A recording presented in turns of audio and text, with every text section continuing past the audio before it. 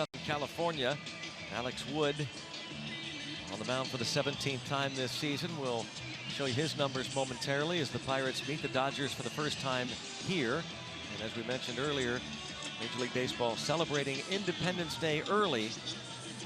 Every series starting today and tomorrow and through the 4th of July. See, the players will be wearing their special jerseys honoring the 4th of July. We check out the RAV4 starting lineup for the Pirates. Austin Meadows will lead things off. And then it's Josh Harrison and Gregory Polanco moving up to the 3rd spot of the batting order. In his last 6 games hitting at a .474 clip. Elias Diaz hits cleanup for the first time in his career. Colin Moran against the lefty Wood hits 5th. Then it's David Freese and Corey Dickerson dropping down to that 7 hole. Jordy Mercer and Nick Kingham. And Alex Wood, veteran lefty, 4-5 with an even 4 ERA, making his 17th start. Opponents hit .254 against him. You're not going to see a lot of velocity, and it seems like the Pirates have faced a bunch of these type pitchers lately. You know, lefties have thrown 90. He throws a lot of curveballs, a lot of changeups, and a fastball right around 90. Check out the Honda defense. Matt Kemp, what a year he's had back in LA. Jock Peterson in center, Yasiel Puig in right. Turner and Taylor on the left side. Muncy Bellinger on the right side. Yasmani Grandal catches Alex Wood.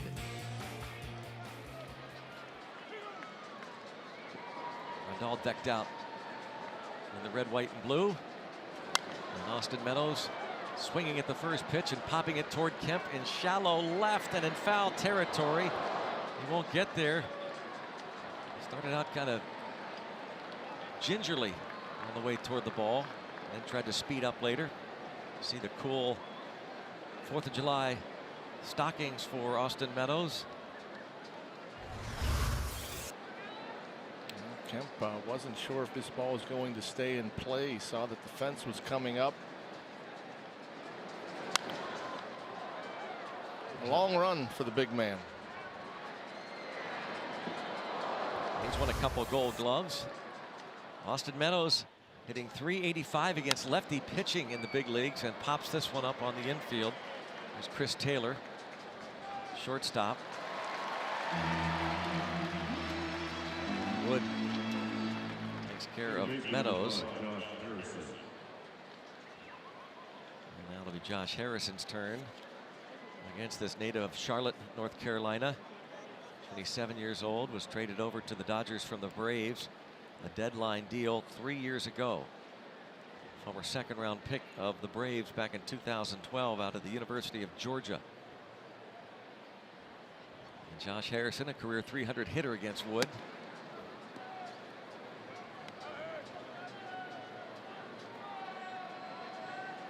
With Gregory Polanco on deck, Pirates were swept in a 3-game series last year at Dodger Stadium. And the Dodgers took 2 of 3 against Pittsburgh early last month. And Clint Hurdle's Pirates trying to get back on track. And it was good to see the team win back-to-back series against the Mets and the Padres, but they're going to have to turn it up a few notches to try and do that to this team, the Dodgers. Competition much stiffer for Pittsburgh. Dave Roberts' club. They really have not gotten on track yet, but still just 2.5 back of the first place Diamondbacks, and we'll see Clayton Kershaw tomorrow. Kind of different opposites, the Pirates and the Dodgers. The Dodgers got off to a horrible start. You see that breaking ball breaking in off the plate. And they've been hot of late.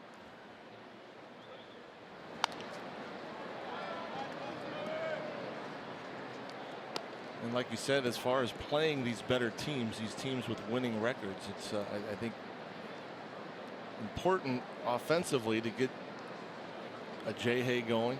For instance, Marte will be an important part. Hopefully he can start after this few games that he's not going to play. Maybe get the mechanics ironed out. By the way, it's a shame that Marte's slump comes at this time when the The Pirates, well, they saw 2 lefties in San Diego, and they're going to see 3 straight here in LA. But what are you going to do? Well, it's crazy how poorly Marte has hit lefties. Yeah. So far this year, just a 172 batting average. Deep, short, a bobble, and that will cost them a chance to get Harrison. Chris Taylor going around the ball, could not come up with it cleanly. Yeah, there's 2 ways to play that. Either you try to backhand it and you're planted ready to throw as you catch it, or you get around it, try to get some momentum towards the bag you're throwing it to, first base. And so he got himself a little bit of an in-between hop. That little bobble cost Taylor. He is charged with the error. It is his 7th miscue. Corey Seager, of course, is out for the year. So Taylor moving in from center to play short a few weeks ago. Now Polanco, this will be interesting, batting third for the 3rd time this season. Right down the middle there. 9 for his last 20. That's a .450 batting average. He dropped to the 7th spot of the order on May the 26th. And only twice has Clint Hurdle hit him out of that spot. And lined into a double play. Sharply hit at Cody Bellinger. Dodgers coming to bat.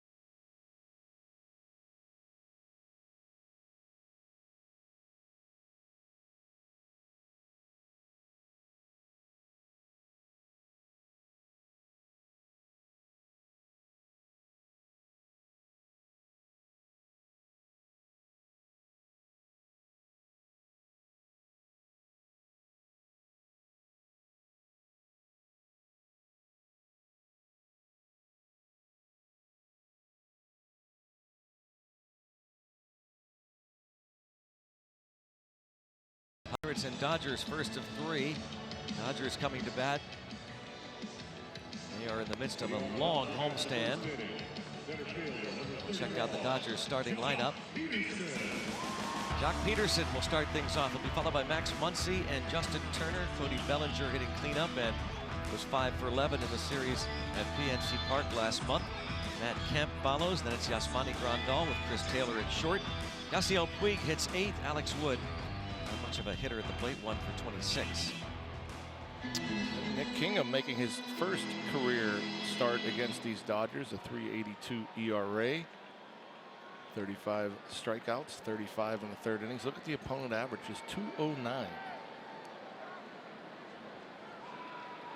Made his big league debut against the Cardinals April 29th in Pittsburgh. And a first pitch strike to Jock Peterson.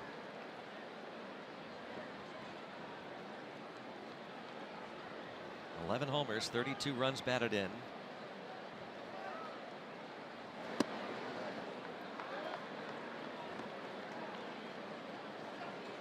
Just missed. 1 ball, 1 strike. Kingham is 26 years old, from Houston, Texas.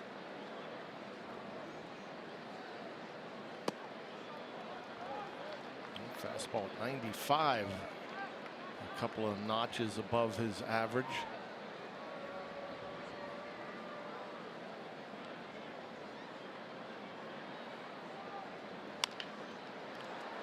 Softly hit to the shortstop, Mercer. Peterson, the first out. You see Jordy Mercer make that routine play. The rest of the Pirates defense has David Freese over at first base, starting against a lefty, and Colin Moran at third, the left-handed hitter, getting a rare start against the southpaw with Josh Harrison at second. Dickerson, Meadows, Polanco in the outfield left to right. And we talked about Elias Diaz. Boy, he really is decked out in red, white, and blue. Looking good. Max Muncy is starting at second base tonight.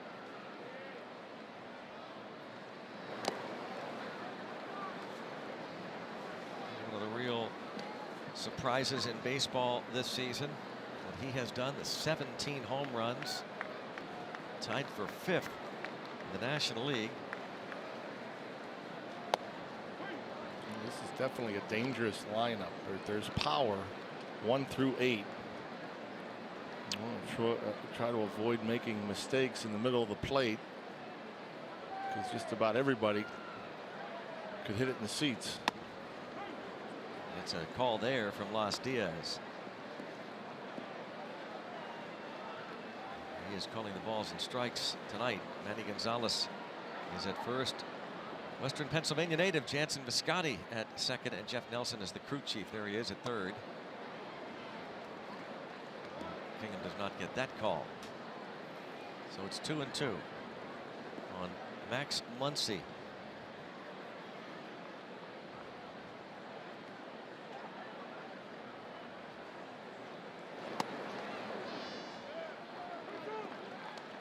The count goes full.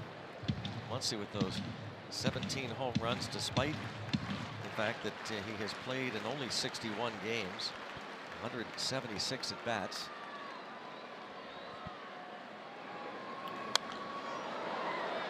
And as John said, they are a dangerous club. They've hit more homers than any other team in the National League. The Dodgers with 112 dingers to lead the senior circuit. Justin Turner has 5 of them. Spent some time on the disabled list. Of course, Yasiel Puig. Well, that's special eye black there. Batting 8th, by the way, Puig. And Matt Kemp. Shot past the first baseman, Freese, but Kingham drops the ball. Harrison was there, throw was there, Kingham drops it, and Muncy winds up at second. Boy, what a play by Jay. Not only making that play, getting over to be able to keep that ball from getting by him, but the perfect throw. I mean, you see he has to go so far over behind the diving David Freese, and he throws a perfect strike to Kingham right at his chest. Oh, how he dropped that ball. And it's hard to fault Diaz for not backing up, because he was behind Nick Kingham. The problem was when he missed the ball, it deflected directly to his right, which allowed Muncy to go to second. And he gets a very gracious strike call on the first pitch to Turner. So the error goes to Kingham. And the type of things that maybe you can get away with against kind of mediocre clubs. Very tough to give teams like the Dodgers extra outs. See if Kingham can tighten the belt, figure out a way to strand that runner. Turner, 256 hitter. And actually one of the few Dodgers who's been on a hot streak recently. He's had 7 hits in his last 21 at bats for a .333 average. But a lot of these Dodgers over the past couple of weeks have been struggling at the plate.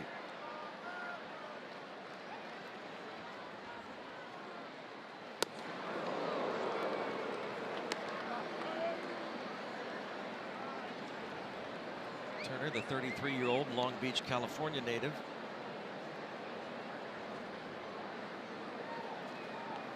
Time on the DL with a left wrist fracture.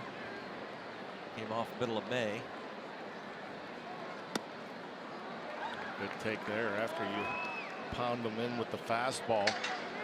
Throw that breaking ball, hoping to get a chase and started it out over that outer third of the plate, but Justin Turner recognizes it.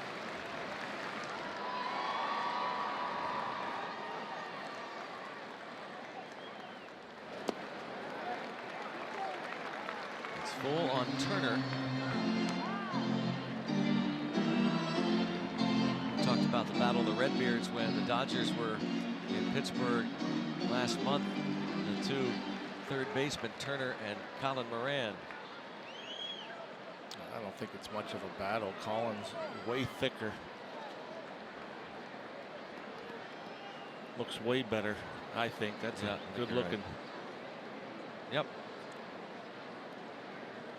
Piece of work Nothing there. scraggly about that. Even better than that one, I'd say. Yeah, that one needs trimmed up a bit. This one's a little thin as well.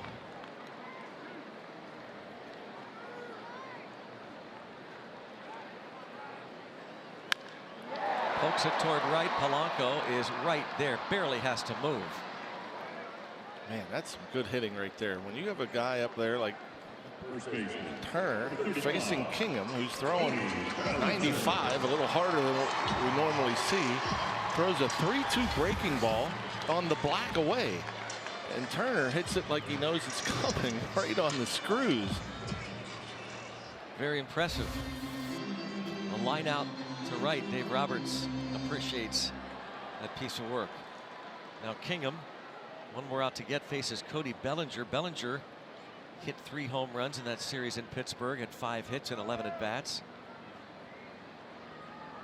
16 homers on the season for last year's Rookie of the Year. And now a balk has been called on Kingham.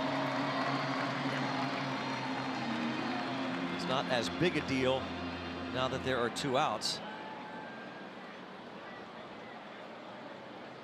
And Kingham says, yep, gotcha. Before he stepped off, he had a little bit of movement there in that right shoulder.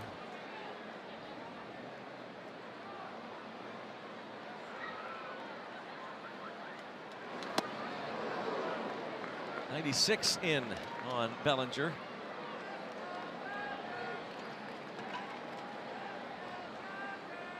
Six hits in his last 28 at bats, a .214 batting average for Bellinger.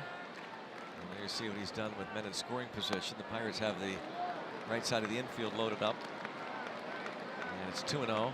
It's Josh Harrison playing out there on the outfield grass with Mercer swung over. And Muncy at third with 2 outs. Nice changeup. Good tail to it. Bellinger geared up, thinking, I'm getting a fastball. I'm getting the barrel head out there. And the ball just ran away from him.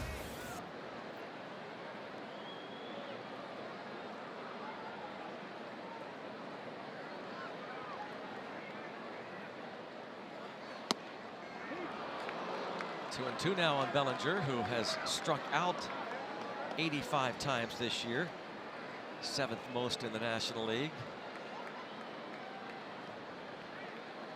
Kemp awaits on deck.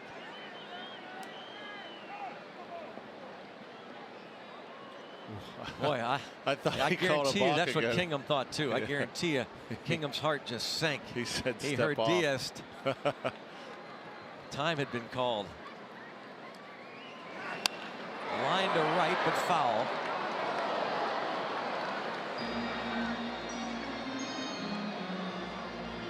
So it's still 2 and 2 on Bellinger.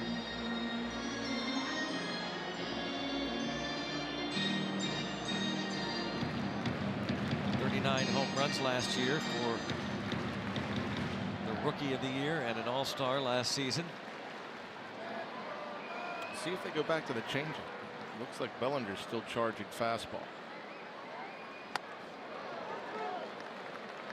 Wouldn't be surprised if he threw it gear 3-2.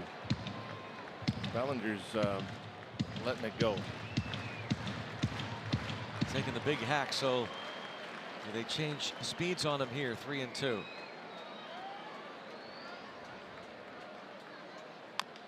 A little dribbler. Diaz, somebody has to hurry. Kingham does. Safe there. 1-0 LA.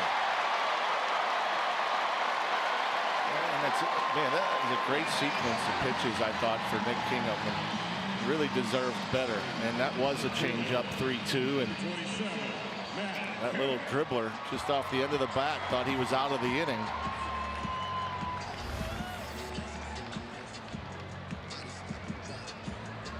And it's hard to say who would have had an easier play. Bellinger, for a big man, does run pretty well, as you can see here. And just in a spot, just in an area there where nobody can get there quickly enough.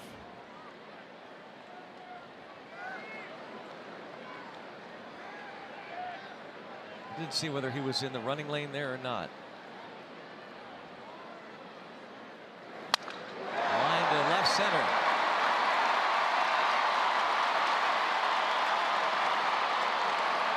Kemp singles, first and third.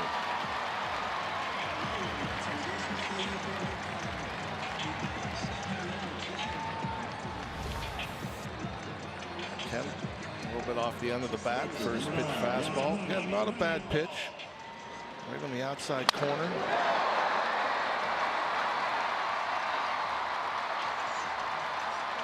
And with that hit, Ray Searage is going to come out and talk to Kingham.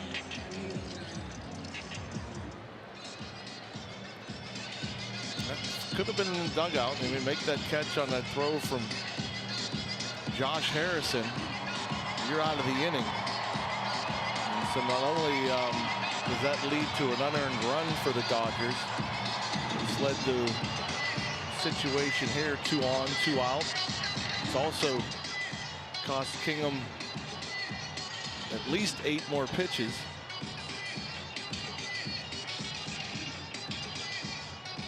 Faces Yasmani Grandal after the Kemp single. Grandal, the switch hitting catcher. He is just 7 for his last 45. A 156 average, dropped his season batting average down to 230.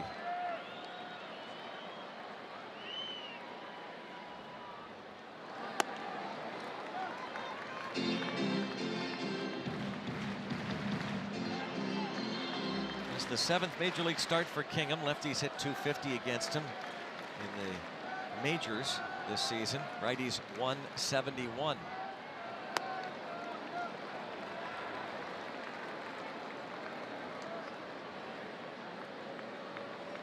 Six walks, 35 strikeouts with Pittsburgh.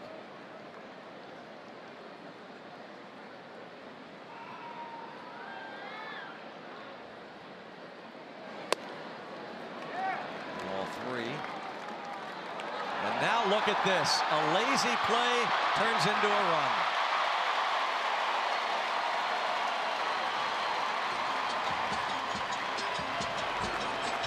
Two nothing. That's heads up by Bellinger. He's watching that throw back to the pitcher. A lot of guys will just walk back to third and maybe talk to the coach or an umpire or a third baseman. But Bellinger is keeping his eye on that throw back there. And because he kept an eye on the ball, literally.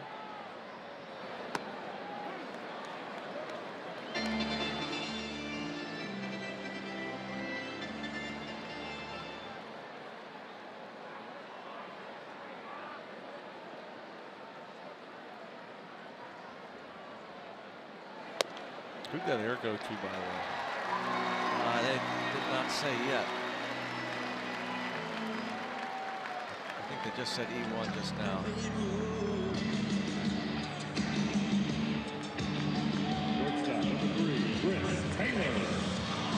Two errors on the pitcher in the inning.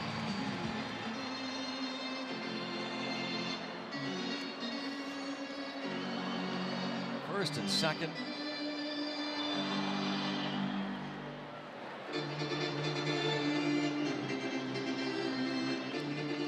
Dodgers, that's the second run they have kind of stolen in the last couple of days.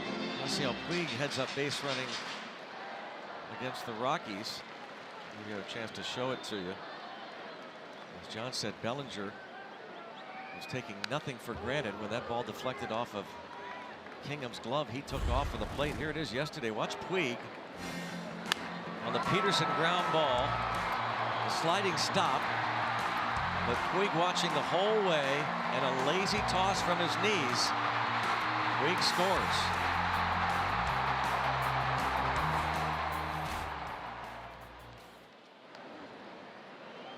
Puig is on deck. You know, the first thing that was wrong with that play, by the way, LeMahieu, I'm guessing, was the second baseman. Didn't have to slide. Right, that's Stay a great on your point. feet, Yep. and the inning's over. That's the first thing. And then the second thing, he's not paying any mind to Puig, who's around third. And Puig's almost daring him to throw over there, but he wasn't looking at Puig. Flips it lazily to the pitcher. A couple of big cuts here from Taylor. And the Pirates, in particular Nick Kingham, cost himself 2 runs.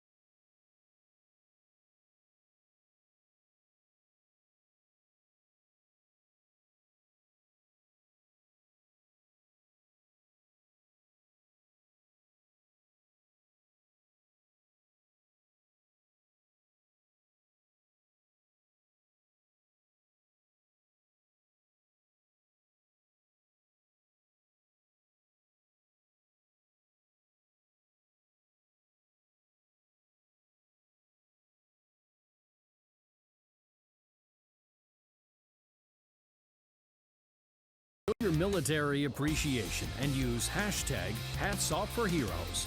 T-Mobile will donate $1 for each post.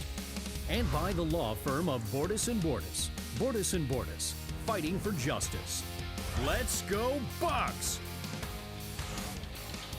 Matt Kemp and the Dodgers lead 2-0. Kemp, the base hit. He was stranded after his base hit. And Kingham, 2 unearned runs. His errors costing him, and his battery mate at AAA Indy, Jacob Stallings, trying to keep him loose.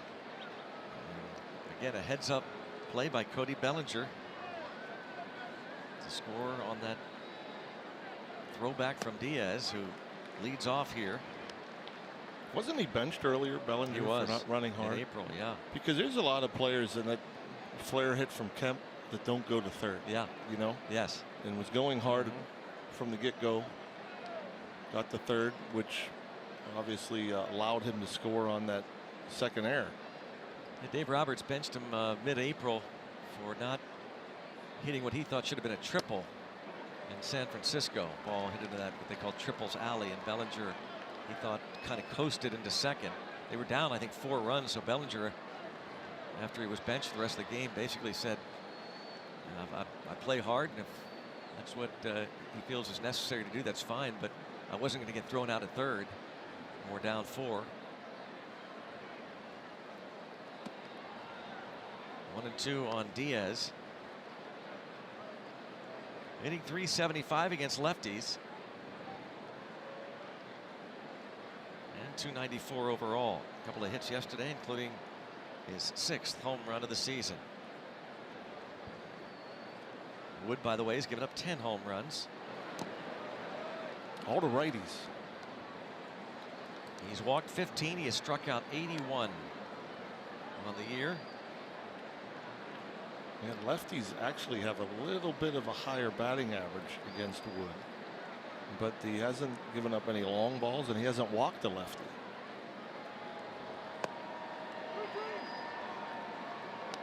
Three and two. I wonder if Clint Hurdle's ever run a lineup out there against a lefty with 4 left-handed batters in it. That's a good question.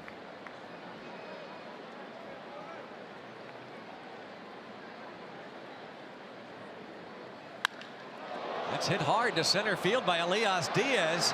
And look at this blast from the Pirates cleanup hitter. Elias Diaz, number 7, crushes that ball off of Alex Wood. 2-1. Stay hot. I mean, that is impressive. The power. Leaving the bat at 104 miles per hour, going over 410 feet.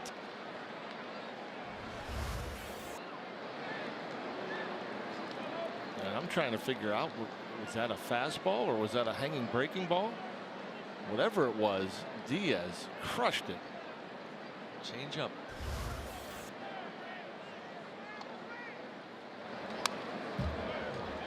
Colin Moran.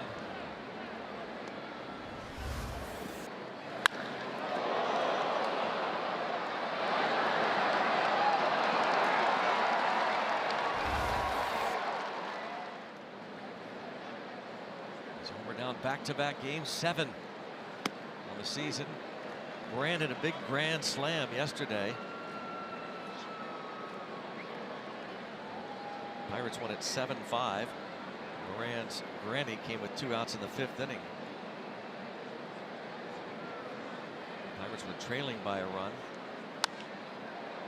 And how steady has he been? I mean, as a rookie, I mean, again, players might joke that he doesn't show any emotion. Even after hitting a grand slam, you can't get a smile out of him. Maybe a little one. But he has been steady. Is the best word to describe this rookie. I mean, you rarely see him go out of the strike zone. He has a great approach up there. He sees the ball well. He knows the strike zone very well. Just 28 at bats against lefties, 6 hits. It's a .214 batting average versus left-handed pitching. And there you see Elias Diaz and Nick Kingham talking now about pitching.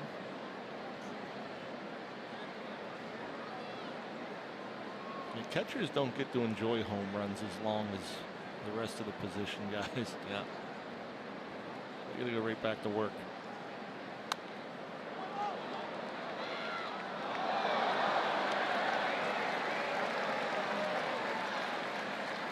Colin Moran making Alex Wood work.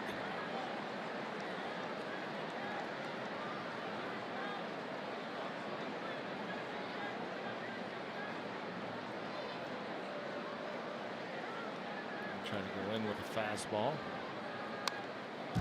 Wastes another.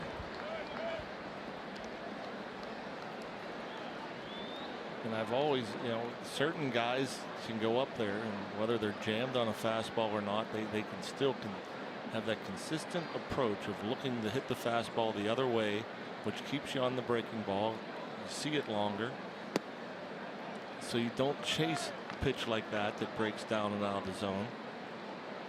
You know, most hitters don't like getting jammed, so they go up there thinking, oh, I got to get the barrel out. I got to get the barrel out. And then you end up chasing that breaking ball that the pitcher sets you up with a couple of fastballs in. Ends up grounding out to that left side of the infield, and the only man there is the shortstop Taylor for the first out.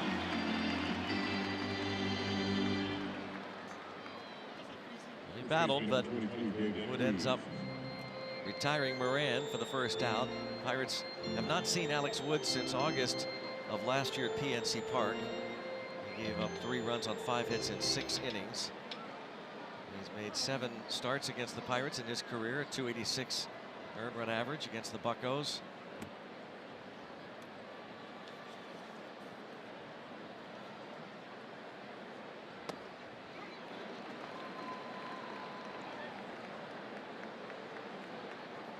Phillies starts at first base. Josh Bell gets a night off, and Jose Osuna goes back to the minor leagues.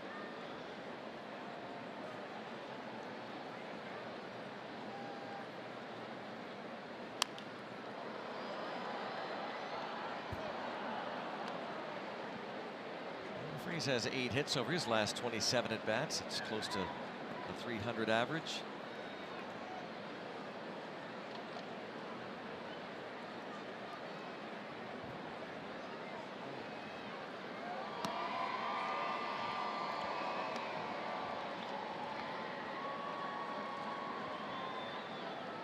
Thought Clint Hurdle made an interesting comp the other day when somebody asked about Alex Wood and the lefties they would see. He compared Wood to maybe Joey Lucchesi, the Pirates saw on Saturday, kind of funky motion. And there's a strikeout, the first for Wood, 2 down.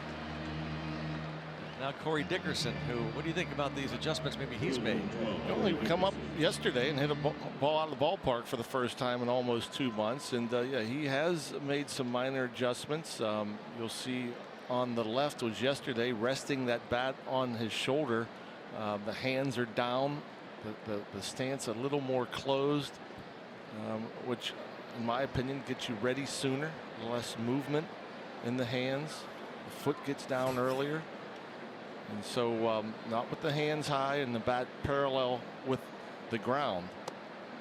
More of in a hitting position in his stance. I mean, when the stance he goes in when he rests that bat on his shoulder, you know, that's basically where you're hitting from. He's just going to trigger and get the hands back a little bit and then go to the ball. Whereas when the hands were high, you got to bring them down and back, which takes a little more time.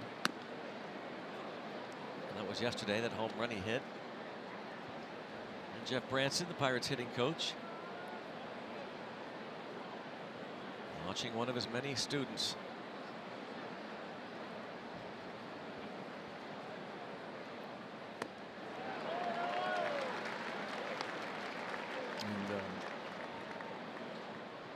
Be surprised to see Corey hitting for a little more power. And I think he's been pretty content with just hitting the ball the other way, and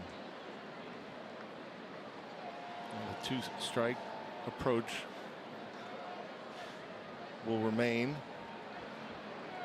So now with that foul ball, 2-2 count, we'll see him choke up on the bat.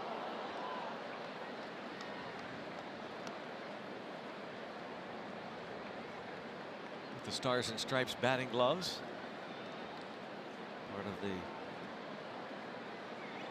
3-game series here in LA, celebrating the 4th of July, all 3 games.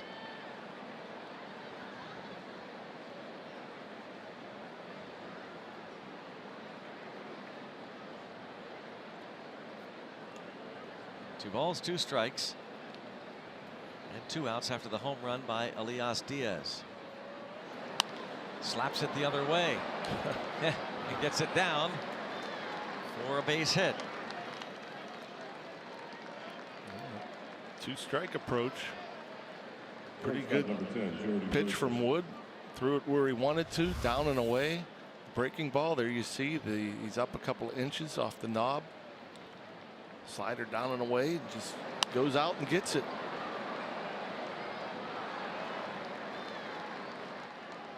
That's a perfect pitch. It's just off the plate.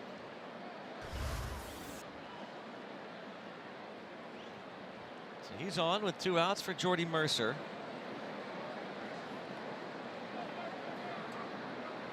There's a .313 career hitter against Wood.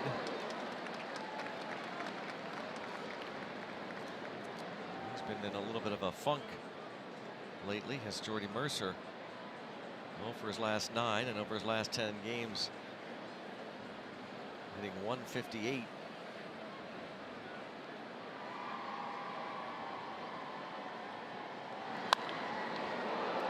Look out over there. The box seats behind Fallow and 2. Sounds like a nice catch. Oh man, well done.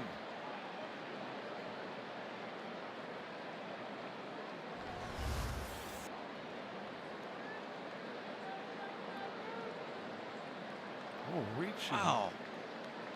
Great play. Yeah.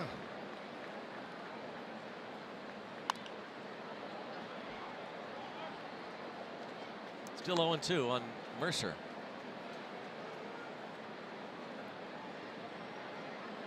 And more smiles. Game number 8 of this long homestand for the Dodgers. They've lost 4 of the first 7. I would think that'd be the best seat to have for a kid, next to the ball girl. Yeah. Guaranteed a souvenir. Dickerson takes off on the 0-2 pitch, and a throw down is going to get him.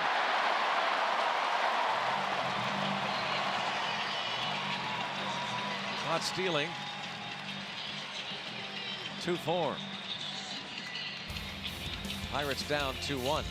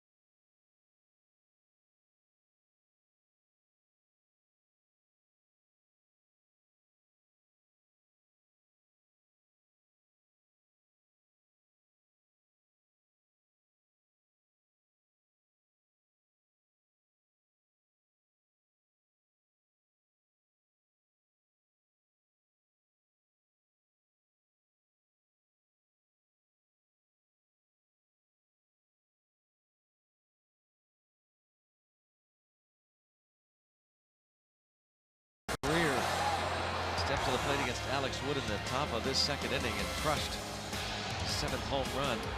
Second in as many games, gets the Pirates on the board. Helping his battery mate, Nick Kingham. He's never hit 7 in a year before. Anywhere. And that surprises me because he does have power. The ball jumps off his bat.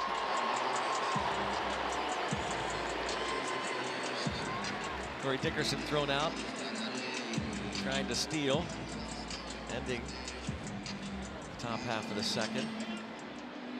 Took a perfect throw.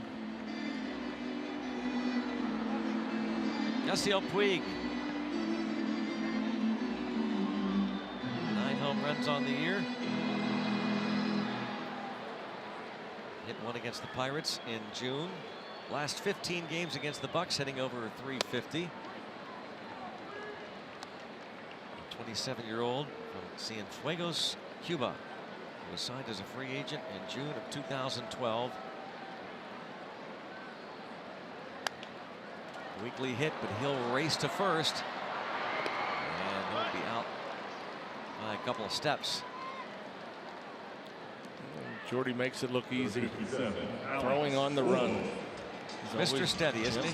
He's always made it look easy. Talking about Colin Moran being steady. Jordy Mercer is that as the shortstop. Well, Nick Kingham, Jason Steele pointed out an interesting nugget. Jason, our associate producer, that Nick Kingham in the first inning was charged with a balk, a walk, 2 errors, and his ERA went down. Yeah. 2 runs, 2 hits, 2 errors, a walk and a balk. 0 earned runs.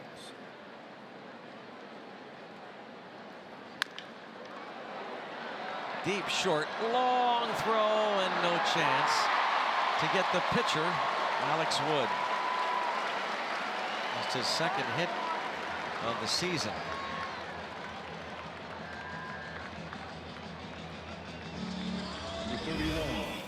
Jordy had a long way to go to his right, and I don't think he got all of that. He has a strong arm. A little bit offline. Maybe a perfect throw gets Wood.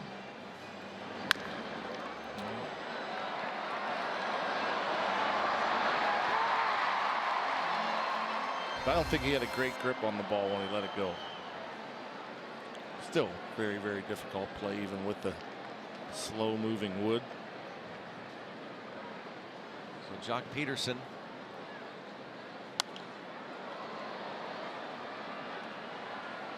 Peterson bounced out to Mercer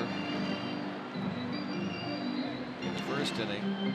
The Dodgers, when they score first this season, are a very impressive 39-12. When a Dodger opponent scores first, the Dodgers are just 5-27. And he had that whole left side available. Tried to bunt for a hit. And that's a good play. I mean, it's there. There's nobody out. You get two on, or there's one out rather. You still get two on. You got big bats coming up behind you. You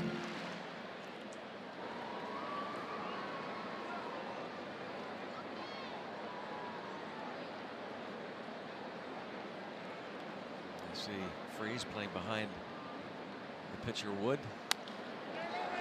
Popped up toward home plate. Diaz over.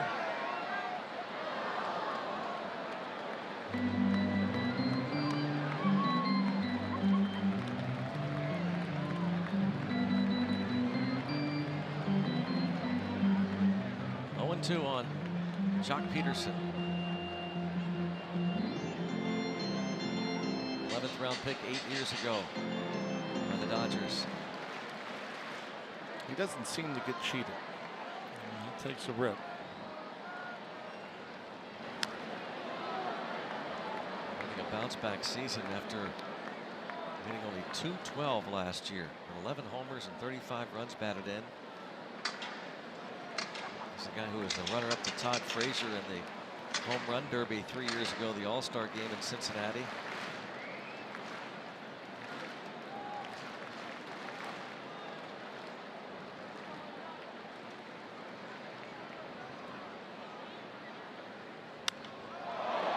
And to right. Short fence out there. Polanco back and just enough room. Wow. I mean, how did he hit the pitch? Yeah, first of all, good question. And how did it carry so far? I mean, that was Colin Moran-like.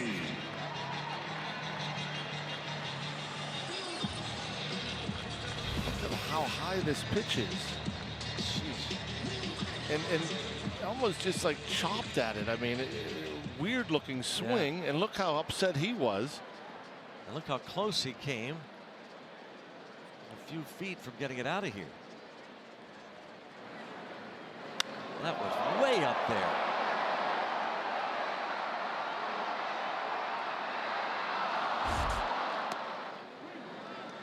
Here's Max Muncy.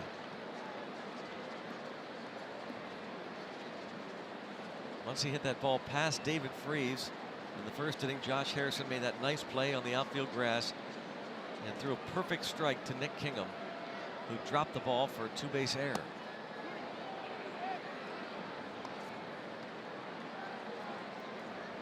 Muncy then would score on a infield single by Bellinger.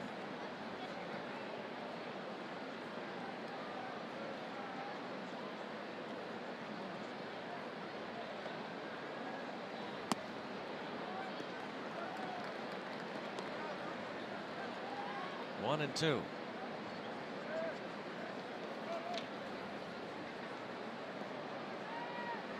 Mentioned Kingham with 35 strikeouts in his first 6 major league starts coming into this one. And he's going to get another that ends the Dodgers' second inning. Well, Jock Peterson's drive to right was tracked down by Gregory Polanco. And the Pirates bullpen loved it. Had some fun with Polanco. 2-1 Dodgers.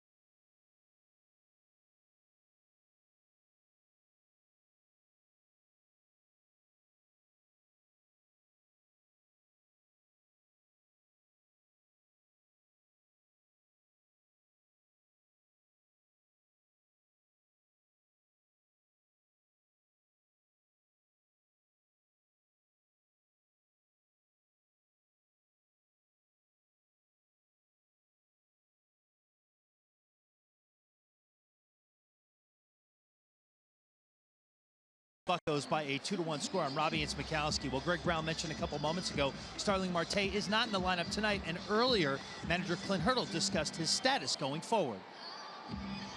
We spent some really quality time in here today talking about it. We've gone ahead and drawn up a plan to be specific with and intentional with to get some work done. Started yesterday, continue today and tomorrow. We'll see where that takes us into Wednesday's game. If not, maybe it'll carry through the series. He could play off the bench if needed. Gonna have to, one man short. However, I just felt an appropriate time to back away. There's been a lot of swing and miss. There's been a lot of chase lately, and we need to identify a different way to punch back. So you know Starling Marte is going to be diligent in the work he puts going forward here the next couple days, Greg and John. So we'll see what happens with the results. You mentioned Clint did. This is similar to what happened with Andrew McCutchen a couple times over the last couple of years, and he came back very strong. So hopefully the same happens here with Starling Marte. Well, that'd be good. The Pirates certainly need him. It'll be interesting to see if he starts any of the 3 games, but obviously not tonight or tomorrow night. With the day off Thursday, you wonder if the intent is to have him miss all 3 games and then try and come back strong on Friday when the Pirates return for their long pre-All-Star break homestand Friday night against the Phillies at PNC Park. First of 3 with the Phillies, and the Nationals come to town, and then a 5-game set that'll end the first half before the break against the Brewers.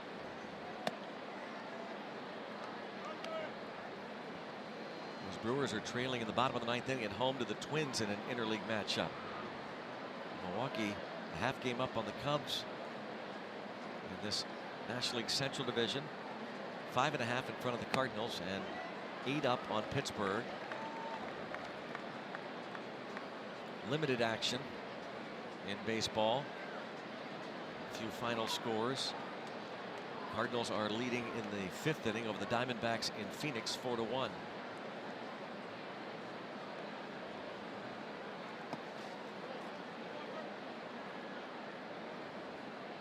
If Marte doesn't play until Friday, that's a long layoff.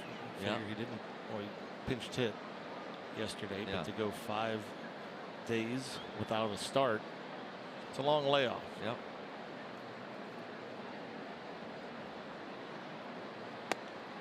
And now 3-2.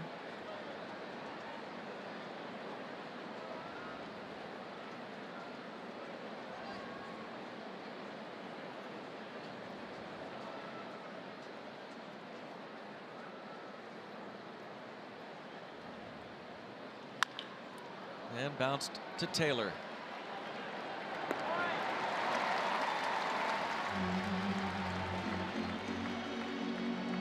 Mercer grounds to the Dodgers shortstop. And Wood faces his mound opponent now, Nick Kingham. And here are some of those scores, including a 5-3 Braves victory at Yankee Stadium interleague game. The Red Sox, Rob King showed you Rick Porcello's bases loaded double off of Max Scherzer, which turned out to be the critical blow in that game in DC. And Porcello goes to 10-3, a 3-run double off Scherzer. So the pitcher, an American League pitcher, basically beats a National League club, certainly with his arm, but definitely with his bat. And yes, Rob, you're right. I'm sick of hearing about people talking about the DH coming to the National League. Shame on anybody that would accept that. It is repulsive. You're darn right. And ridiculous. Clayton Kershaw loves to hit. He'll be in the lineup tomorrow as a hitter. Trevor Williams will be on the mound. When the Pirates return to PNC Park, Williams was on the hill in a game against the Padres on Saturday. Went back to San Diego and suffered the loss. Tough luck loss for the Pirates in that one. They'd come back. And now 2-2 on Kingham, who's 0 for 10 with a walk to start his major league career.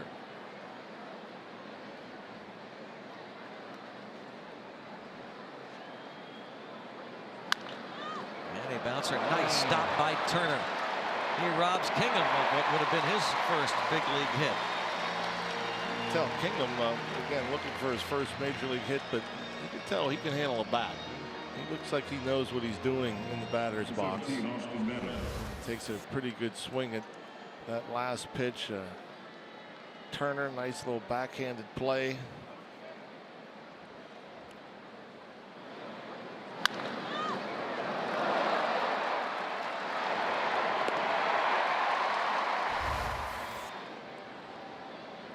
Justin Turner robs Kingham. 2 outs. Back to the top of the order in Austin Meadows. Here again we see the defense. How the Dodgers look at the charts against Meadows. They have the 3 infielders on the right side. The Padres did not do that. As this ball sent in the air toward left. Kemp. And the Pirates go down in order. Now the run heading to the bottom of the 3rd at Dodger Stadium. Game 1 of the 3-game series.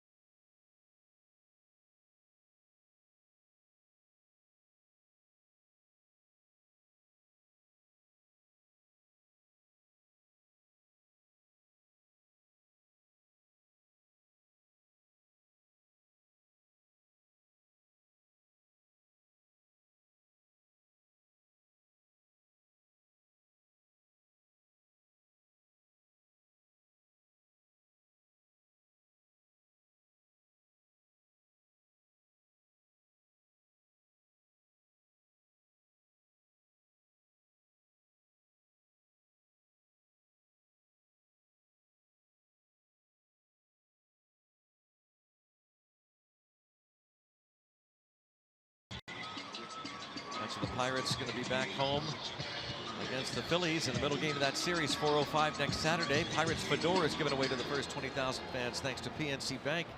Don't forget about the Jim Beam block party before the game on Federal Street.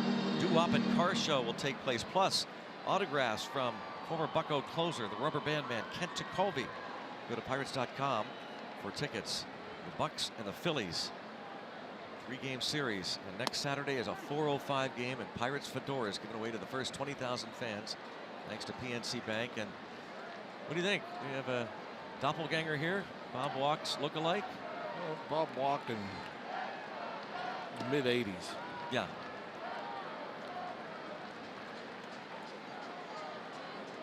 Have to break out an old Bob Walk baseball card. Yeah.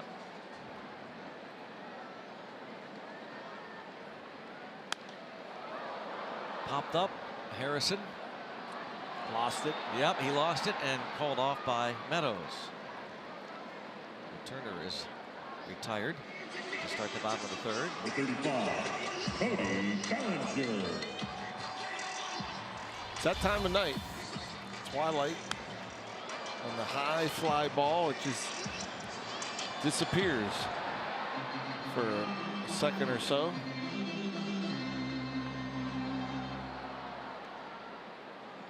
There you are.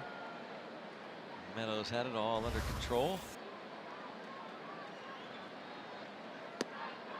Here is Bellinger. That was one of the weirdest things ever. I think back to when I first signed. I never played a night game before. I never played under the lights before. You know, you always played during the day. And the first time a fly ball disappeared, it was quite scary. You just hope you're in the right spot when it comes down. When would that have been? When do you think your first game would have been? 88. Do you remember where it would have been? Watertown. Watertown.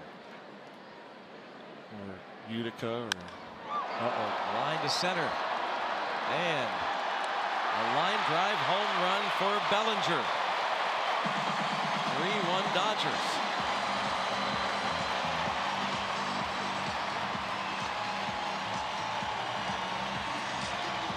$17 on the year for Bellinger.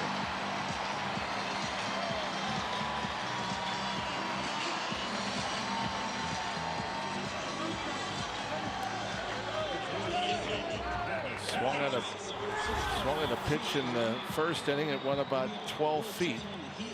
Swings at a pitch here. It goes 400 plus. Fastball and middle of the plate, just above the knee.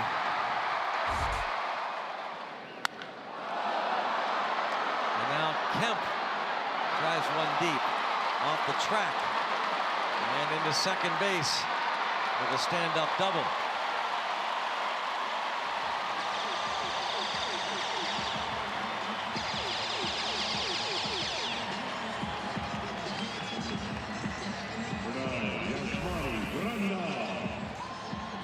Pretty much right where Diaz set up, wanted the fastball in, and Kemp is all over it. He is 2 for 2 with a single and a double.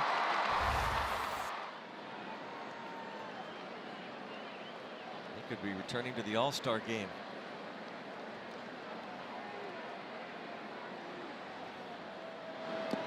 Look at the top 2 vote getters in the National League, outfielders. Surprising, certainly would never have expected at the beginning of the year.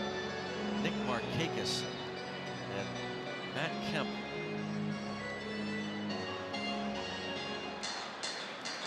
Bryce Harper third in the recent voting. A couple of days left.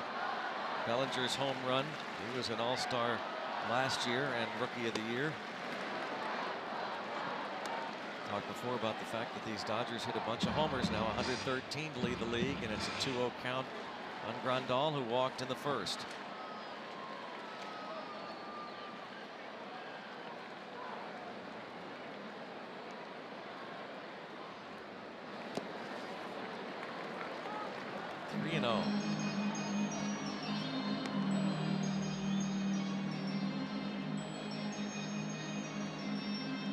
Turner Ward is the hitting coach for the Dodgers, leading steps there with Jock Peterson.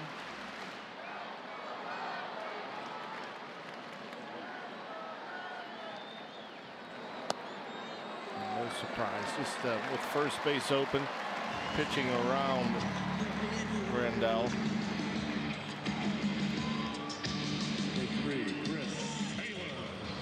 one out, Chris Taylor will come to the plate with runners at first and second.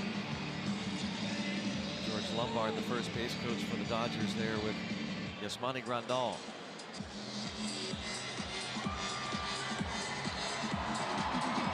Dave Roberts, yeah, he's been smiling a lot. Why not with these home runs? The single best month in Major League history belonged to the 1987 Orioles and the 1999 Mariners, but the Dodgers are right up there. In fact, best month by a National League club. 55 home runs last month for the Dodgers.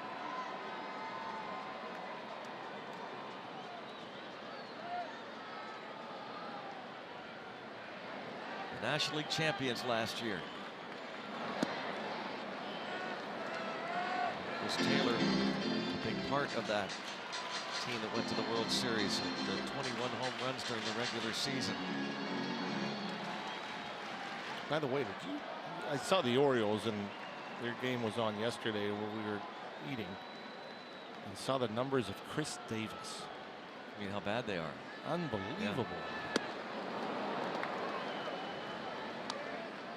155 with an OPS under 500. That really is unbelievable. So the amount of money they paid him. Yeah. For 4 more years after this year. Oh.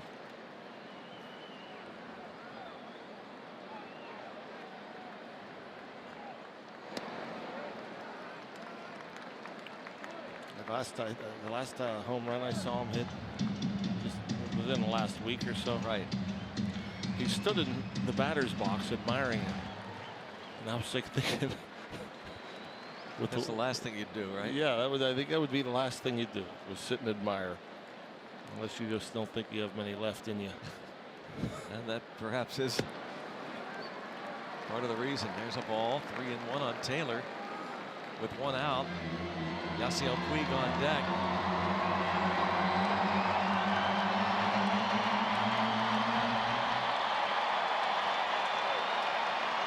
Puig admires them when they don't go out. Yeah.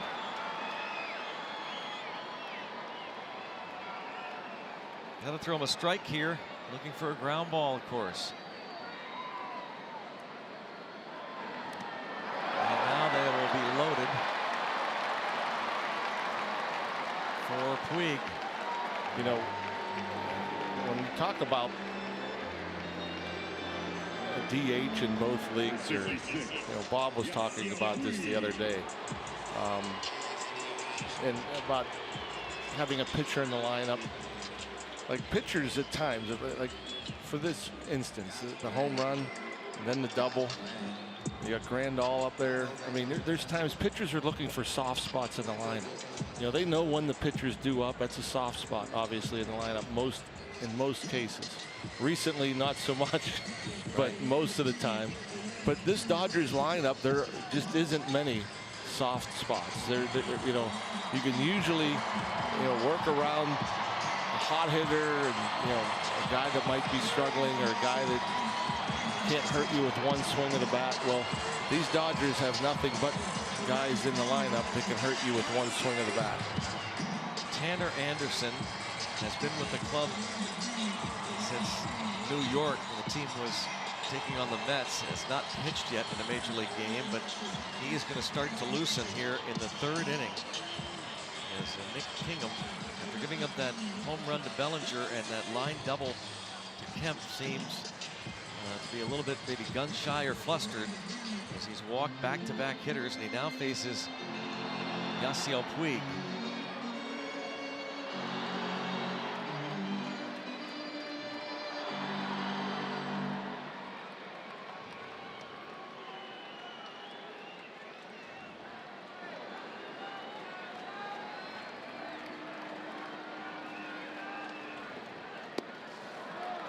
Ball 1. Puig has hit into more double plays than any other Dodger. 8 of them. You see career numbers with the bases loaded, 1 grand slam.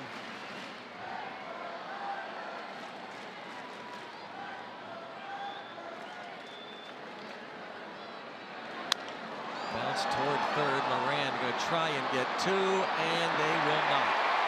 Another run in, and it is a 4-1 Dodgers lead. Kemp scores. Yeah, that ball not only wasn't hit hard enough, but it also took, kind of went to Moran's left. You know, when the third baseman's going towards second, he's almost has to throw it to second, because then you don't want to risk, even though it wasn't hit very hard, you probably think you're not going to get 2. But if it's hit that soft and it's right at Moran and he doesn't have to go left, probably you just go home and get the lead. I was just going to say, it's, not on that play do you go home. Well, when you have to go a step or 2 to your left, that's tough to come and catch that ball and get turned and throw a perfect strike and think that it's an automatic out. It's not an automatic out if the runner at third is running hard, which he certainly should be. That's like I said, if that 2-hopper is right at him, and you figure I'm not turning 2 on it, so I'm just going to go home, especially with the pitcher on deck. And here is Wood, who had an infield single. Fairly close play there. Puig went back standing, and I want to see if they want to take a look at that. David Freese thought maybe they got him. No. Close.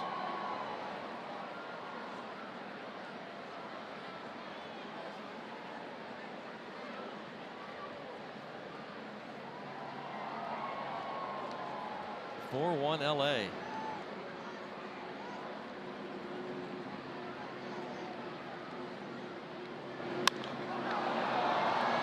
Pop up. Polanco with the final out. 2 more in. Bellinger homer. The ground out by Puig. Brought in Kemp.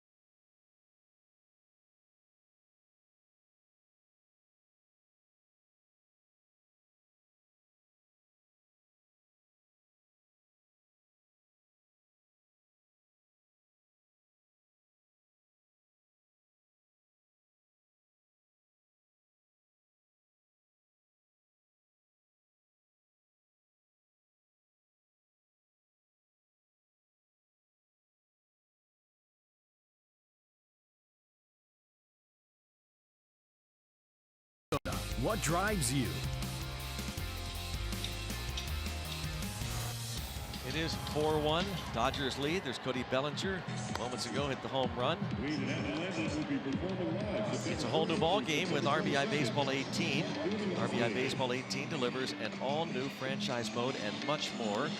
RBI Baseball 18 is available now. Learn more at RBIGame.com. Rated E for everyone. Looks like Robbie out there in the stands.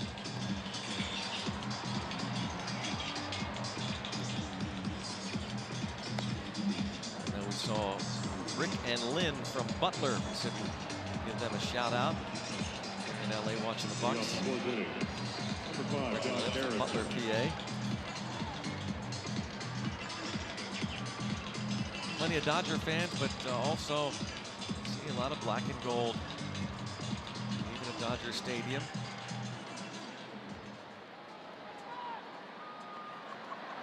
The Pirates trailing now in the fourth, 4-1, and Josh Harrison leads off.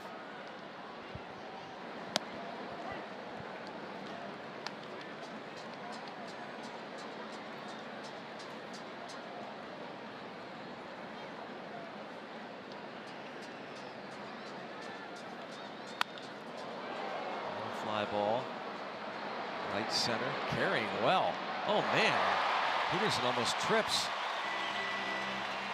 but recovers. That ball was up in the air a long time. You can even hear that Jay knew he didn't get it. A little upset as he's coming out of the box. So he put his head down.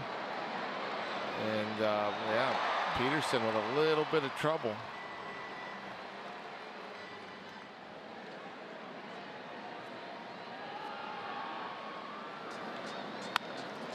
Jay reacts.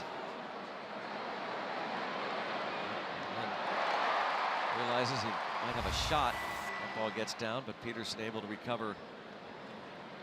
Lost his footing momentarily, and now Gregory Polanco, who lined to first baseman Cody Bellinger into a double play in the first.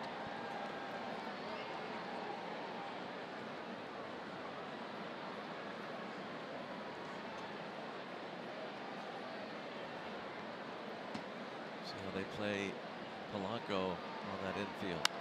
And he drives one to right toward the foul pole. And Puig leaps up and makes the catch. Yasiel Puig not conceding anything. Leaping over the sidewall.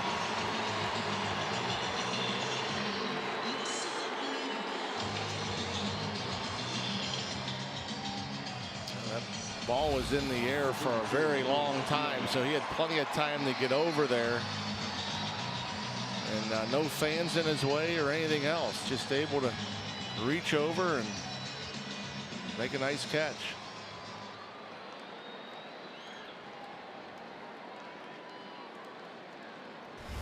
A little bit of extra for the fans perhaps as well, as Polanco is retired, and now Elias Diaz.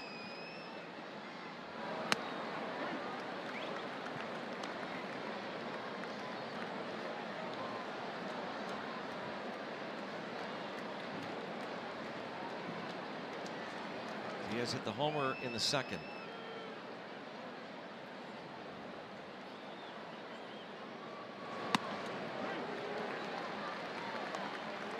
Those two pitches right there, getting the one that looked to be just off the edge, but you know, first and second pitches, if you can locate the ball on the outside part of the plate around the knees, it's a good way to get ahead in the count.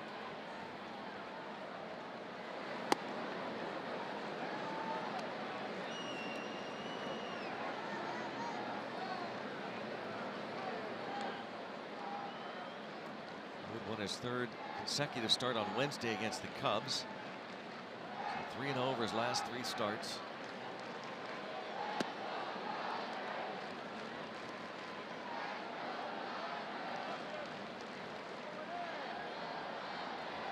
ERA of 4, with a record of 4-5 overall. His last loss was against the Braves in Atlanta on June the 9th. Tapper to Turner. The Pirates go down in order for the second consecutive inning. 4-1 Dodgers.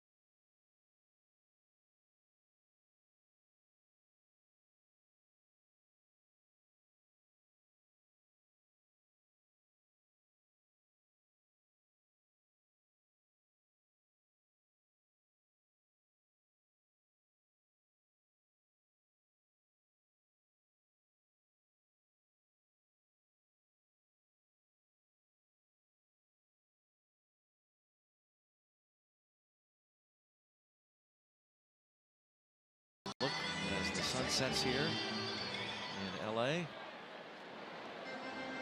Not so beautiful on that scoreboard. Nick Kingham facing the Dodgers lineup for a third time. Jock Peterson, last time up, sent Gregory Polanco back to the wall and right. First time up, he bounced to short. Pretty good pitch there. Called ball one by Las Diaz.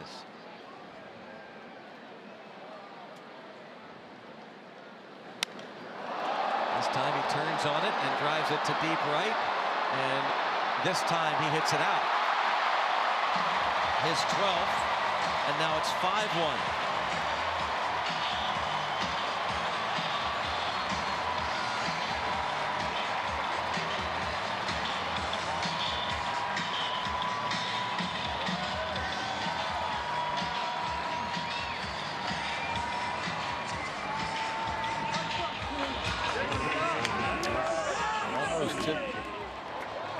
Fastball up around his neck out of the ballpark. This time it's at the belt, and he got enough of this one.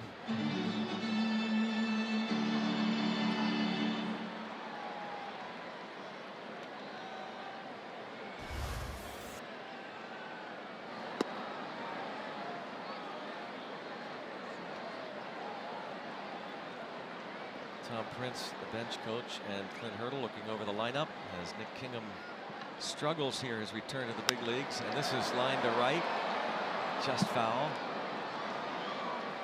Max Muncy.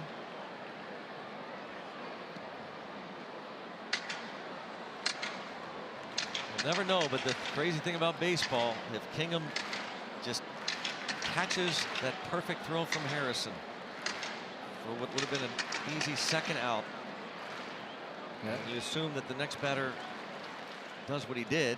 Justin Turner lines out. It's a 1-2-3 first, and can change everything.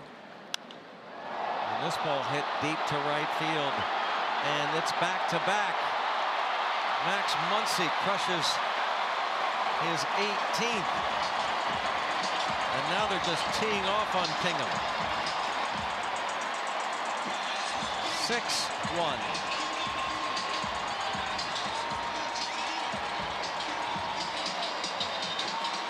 That's the fastball up to Peterson that he got enough of. This one, a breaking ball that was in the middle of the plate up.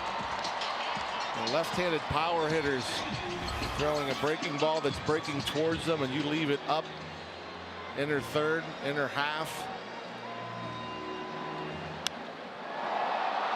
That's where they like certainly knew it. Oh yeah. Susan left the bat. So did Diaz.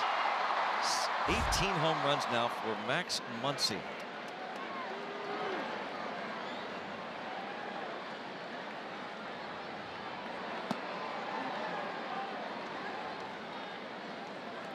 What a story.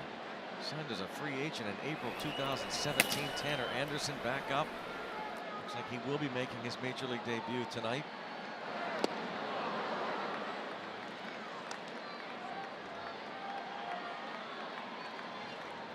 Back to back, Peterson and Muncy. Bellinger homered last inning.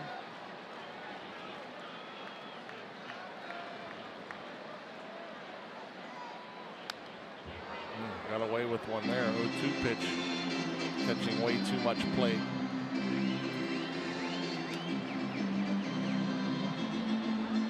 Chase Utley there with Peterson.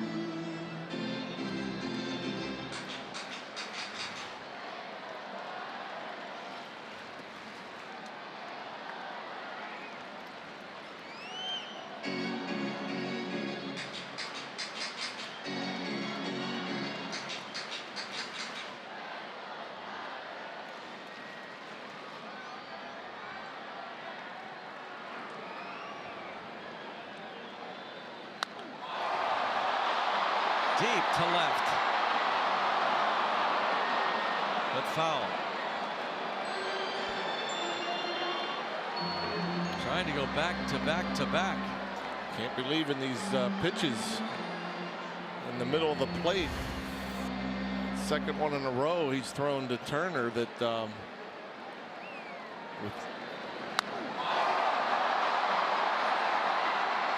Thigh high inner third.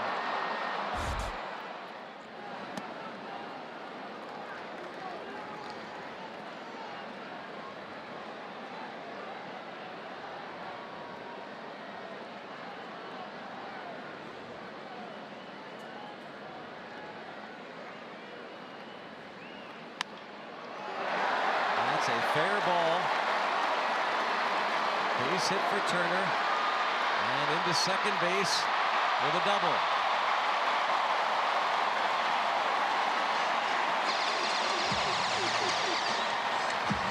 That is going to be it for Nick Kingham. Peralta, I don't know if he lost his footing after that throw went down to the ground. But this is another good pitch. It's down at the Turner's, both Turner's at bats, or two of his three at bats. He got pitches down and away and was able to hit them hard the other way. One a line out, this one a double. Jacob Stallings is going to come in to catch, looks like, in this double switch, and Tanner Anderson is going to make his major league debut. I was hoping it would have been under better circumstances, as this did not go well for Kingham.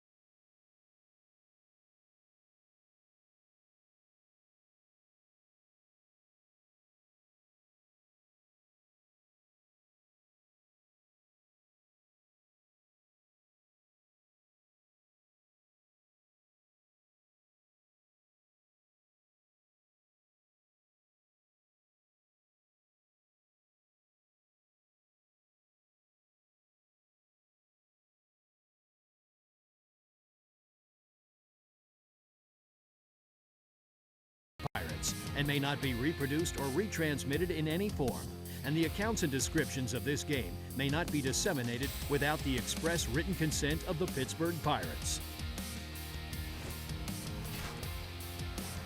Well, turns out to be a very rough outing for Nick Kingham, and you wish you could go back and replay it, see what happens if he makes that catch, doesn't drop that toss back from Diaz, but Dodgers took advantage, and then they just started flexing their muscles. And now the major league debut for Tanner Anderson is Jacob Stallings. Is his battery mate, caught him at the AAA Indy this year. And a bouncer, and over on that right side of the infield. Mercer throws out Bellinger. Pretty good start for Anderson. 2 pitches, 2 strikes, a weak grounder. That's what he did down in AAA, 1-1 with a 2.34 ERA, just 6 walks in 34 2/3 innings. A Harvard grad 3 years ago, a 20th round pick of the Pirates out of Harvard.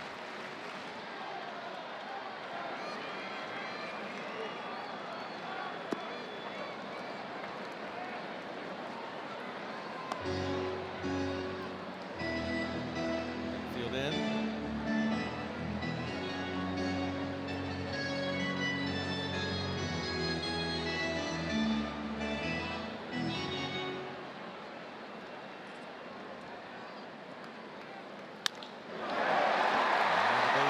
Kemp. He will settle for a single to make it 7-1. And that closes the book on Kingham.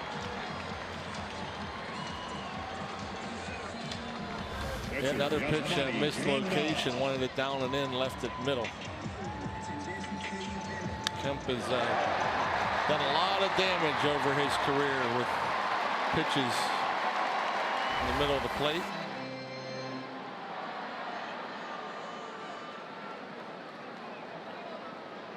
Roughest outing for Nick Kingham, his very short major league career. 7 runs, 5 earned for Kingham, and 3+. Gives up 8 hits.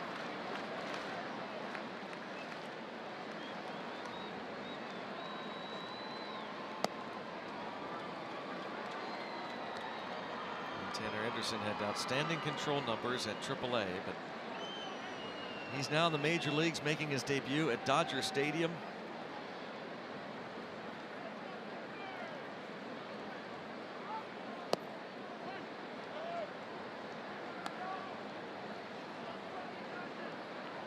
Out of the Tampa, Florida area. Wasn't even on the 40-man roster. So he really took a big jump this year.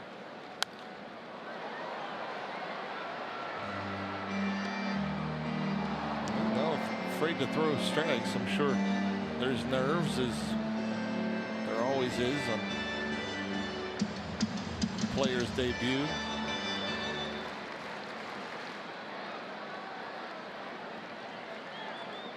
Spent all of last year at Altoona. Nice line to left. That gets down. Dropped by Dickerson. Grandal into second.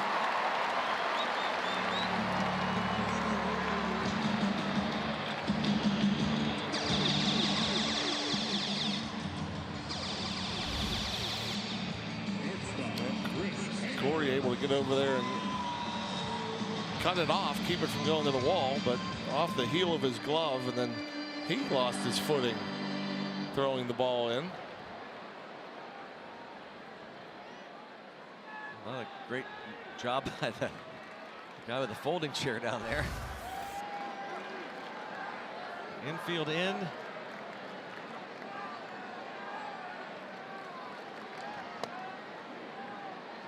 A double for Grandal. Taylor.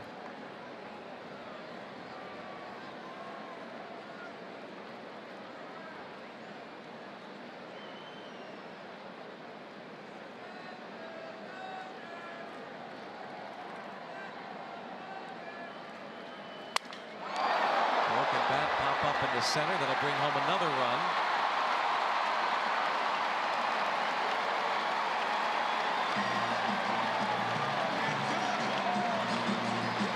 Dodgers just making it look easy.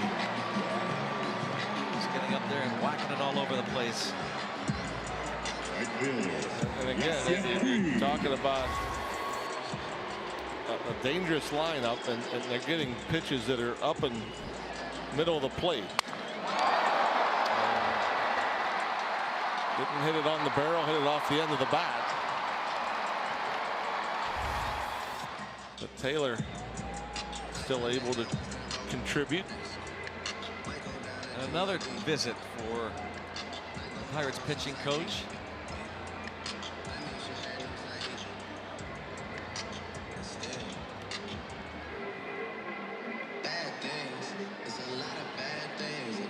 Justin Turner,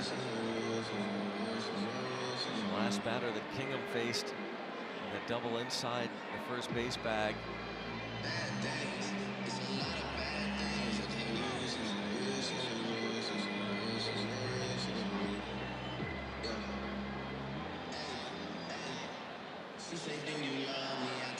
Tanner Anderson has now faced 4 major league hitters for the first time. Got Bellinger to bounce out, but Kemp the single. Grandal the double the other way. Taylor the broken bat RBI single.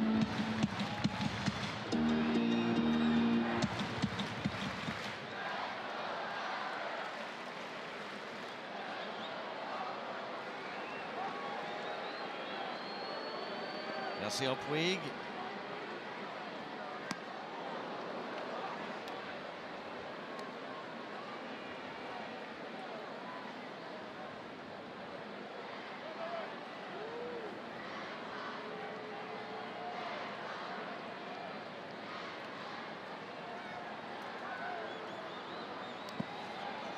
Blocked by Stallings.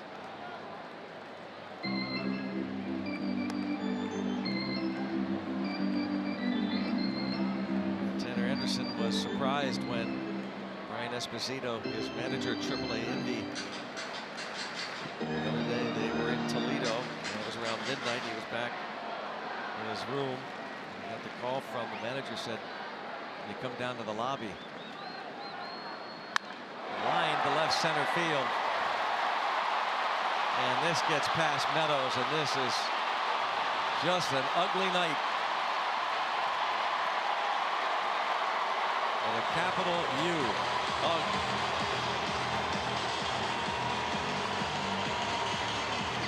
(10-1).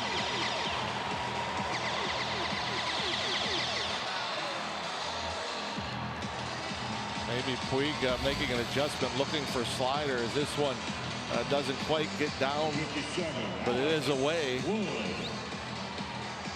He even stares down doubles. Yeah.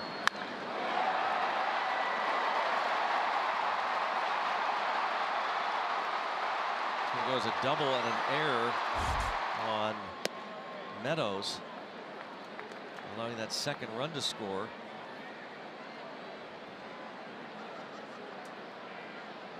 So 1 RBI. That's an interesting ruling. Yeah, surprises me. I don't see that very often. Because if it doesn't get by him, Puig's not getting into second base. Right. No chance.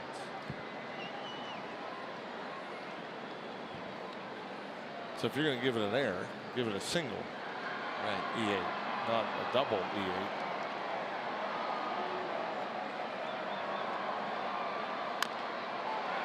A tapper by the pitcher. And the second out.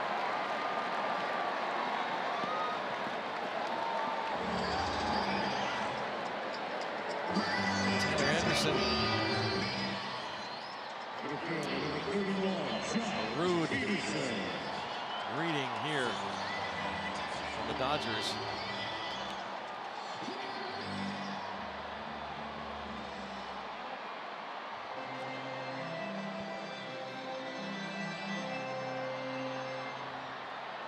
And you know, hopefully the command will improve and he'll be able to get some outs. Because I think you're kind of in a position bullpen-wise where Clint Hurdle's going to try to use you for as long as he can. Now, this is a situation now where you're just, you know, unfortunately, you have guys at times that have to suck it up for the team. And so Which is, I think, kind of delicate. Yeah. Because the Pirates have often talked about how they don't want to rush guys to the big leagues. Diving stop. What a play by David Freese. Saves another run anyway as he robs Peterson, who started this inning with a home run. David Freese That's a finally heck of a play. ends the bottom of the fourth.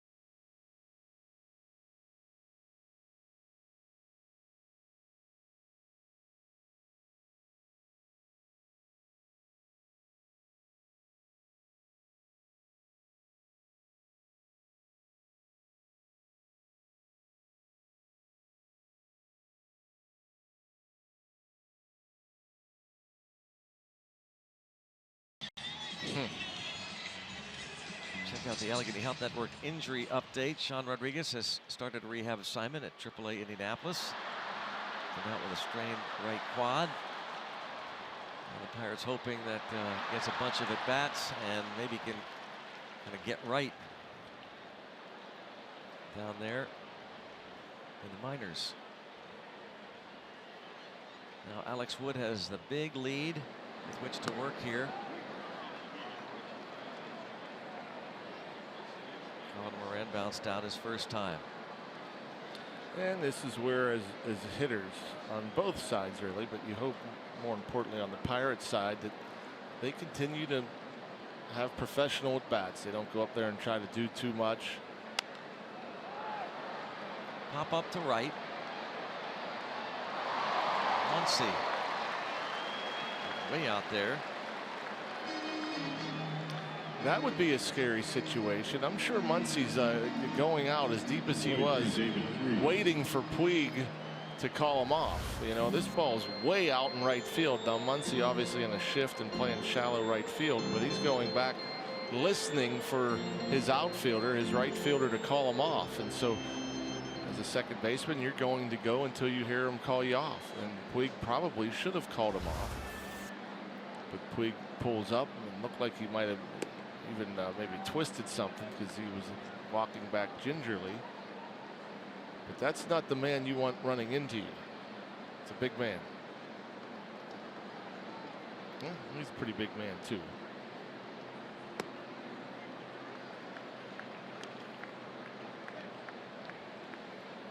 Nice play by Freese to end the bottom of the fourth.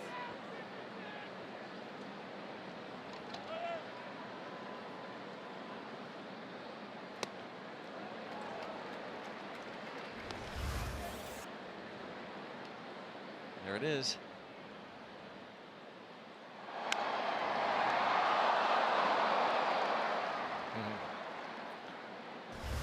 Long inning. Thank goodness David Freese able to make a great play to end it. Not a great looking finish on that swing. He has struck out both times against Alex Wood. He's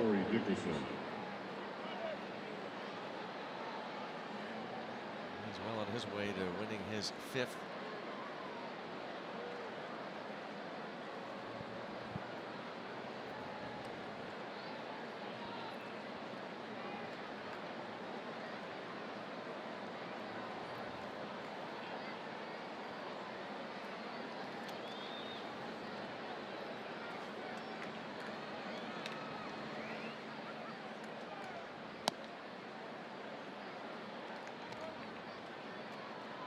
Dickerson had the opposite field single in the second and then was caught stealing to end that inning.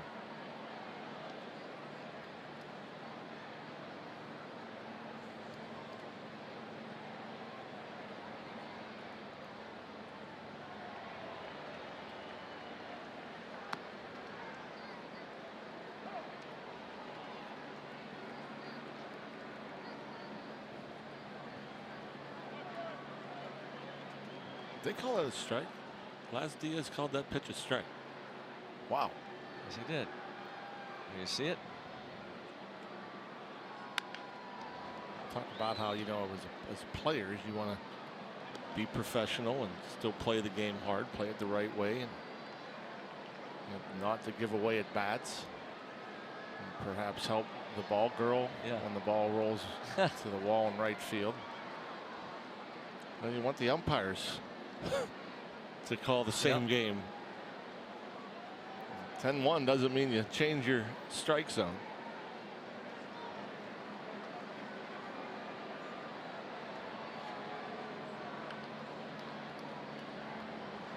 One and two on Corey Dickerson, and he lines it to left, much like that first at bat in the second. Yeah, almost identical. Gets the two strikes, chokes up. They wanted it higher. Ended up being pretty much down the middle. Look at that, eliminates all movement, no stride. Hands are already in a strong position. Short and quick.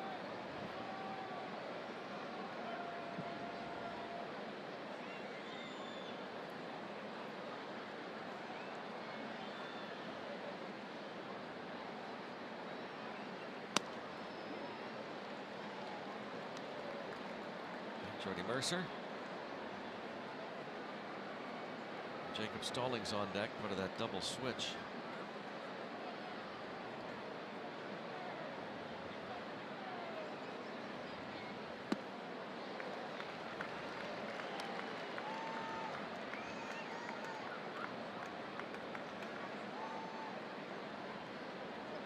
Alex Wood out of the University of Georgia. Drafted in the second round by the Braves 6 years ago. And just past Taylor, puts runners at first and second.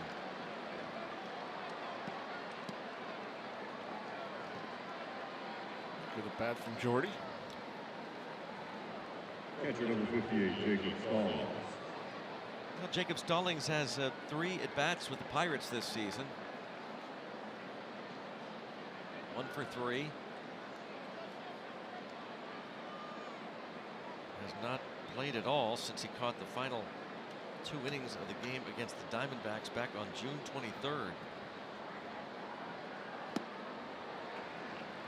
He was with the Pirates for 8 days earlier this season. Did not appear in a game. At Indianapolis this year, .289 average with 25 runs batted in.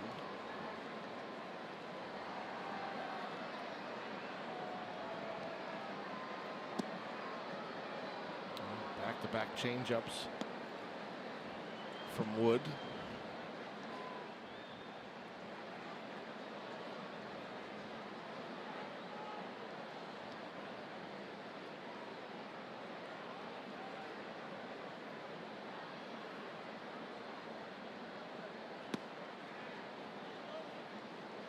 Two and one.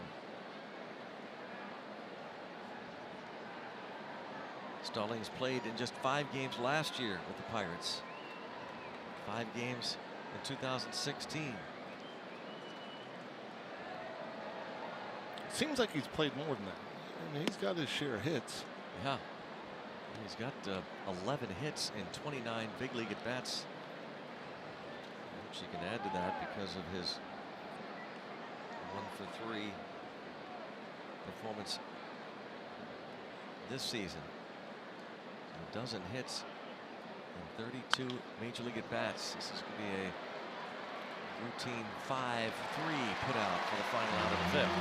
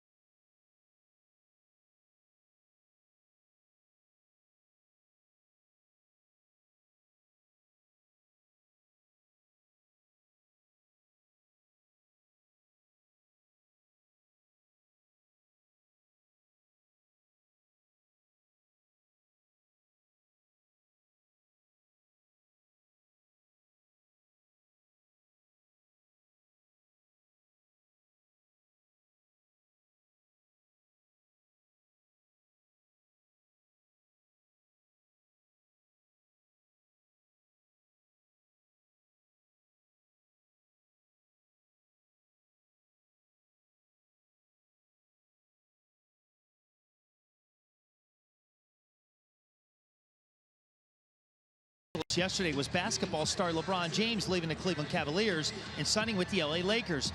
And Jordy Mercer is a big Oklahoma City Thunder fan, and he gave me his reaction to the news. we're glad he's here. We can see him play twice now. Get to play him twice now.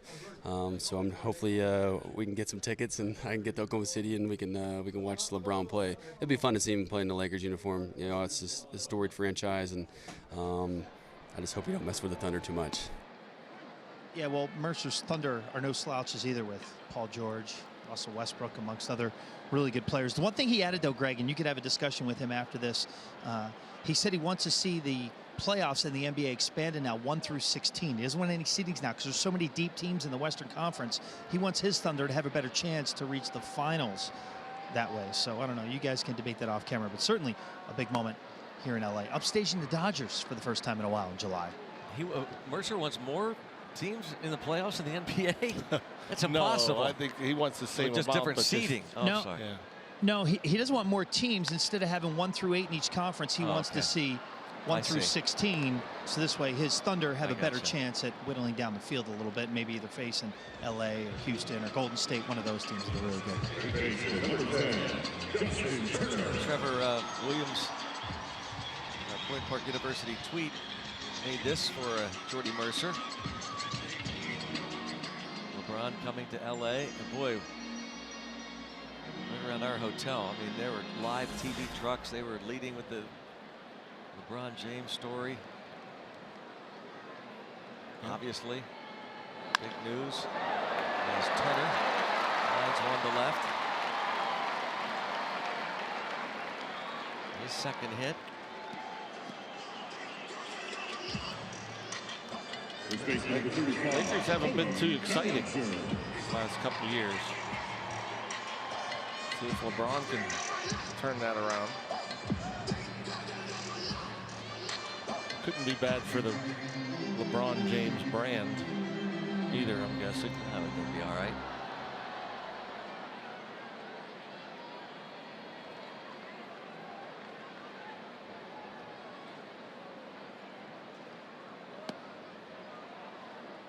Cody Bellinger. Forward off Nick Kingham in the third. Also had an infield hit in the first and scored.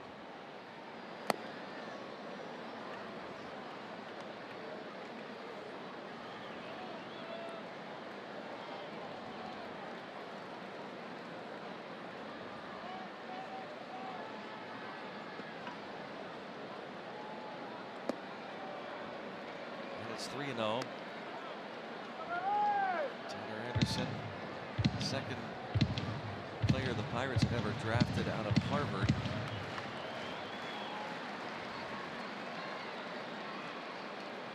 Back in 1974, they selected an infielder, James Stockett. And ball 4. Now, 47, reminder, the next Kids Day comes up on Sunday. Pirates Phillies 1:35. Pirates dartboard game given away to the kids 14 and under. That's presented by Mrs. T's Pierogies. And every Sunday includes the #1 Cochran Family Fun Zone before the game on Federal Street. After the game, kids can run the bases. That's presented by Rivendell. Go to pirates.com/kidsdays.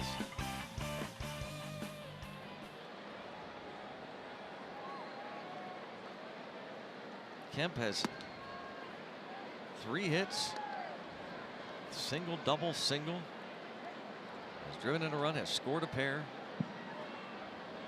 Hitting .390 with runners in scoring position.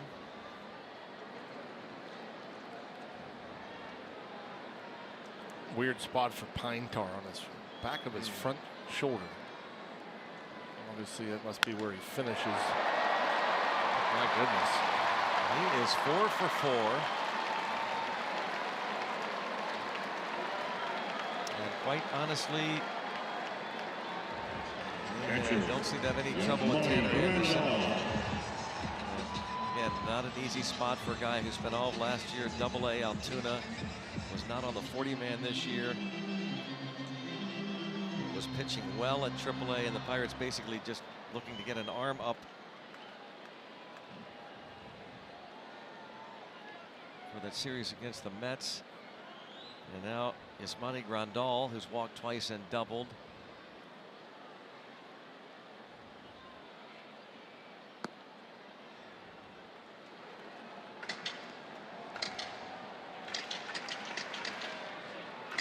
before about what the Pirates have said regarding trying to avoid rushing players to the major leagues. They've said in the past that they don't want to have a guy come up and not succeed, and what long-term damage that could do to players, pitchers and position players.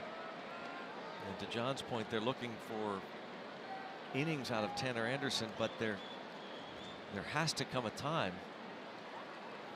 unfortunately, where they say, you know, enough's enough. Yep. Let's hope that Anderson can get maybe a double play ball, but not looking great at this point. And nobody up in the bullpen at the moment. You think Clay Holmes would be an obvious choice. Yeah. Next up.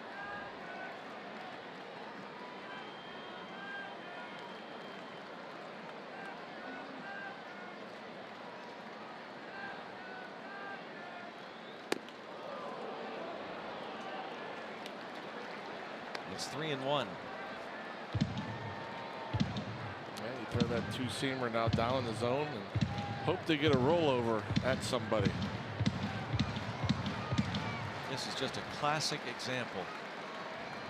A guy pitching well in the minors, but just a whole different look here in the major leagues against a star-studded Dodgers lineup.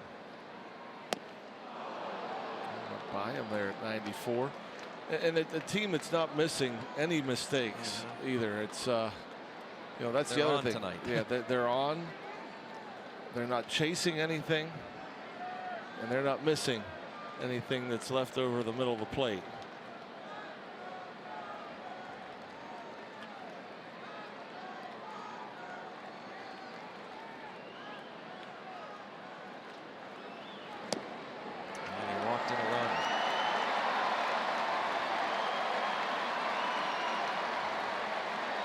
To repeat, he was showing really outstanding control in the minors.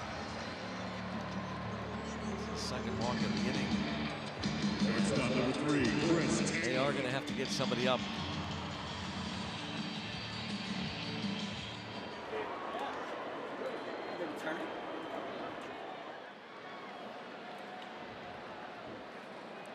Not going to be Holmes. Looks like Brault, Stephen Brault.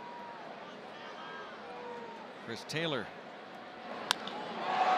into center, and another hit.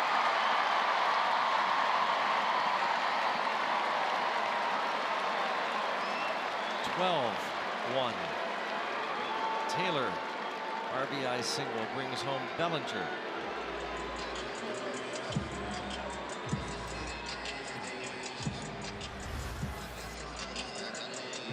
And that a pretty good looking swing. That pitch was borderline strike. That might have actually been off the plate inside. That's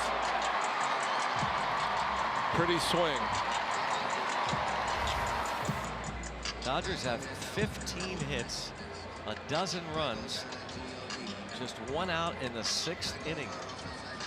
Ray Searage, what in the world must the Pirates pitching coach be saying to try and settle down Tanner Anderson?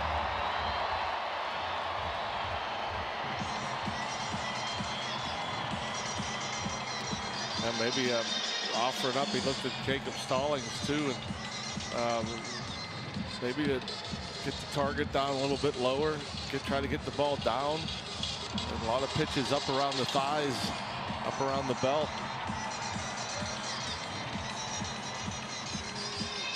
I think it might be Brault because the pitcher's spot's due up for it.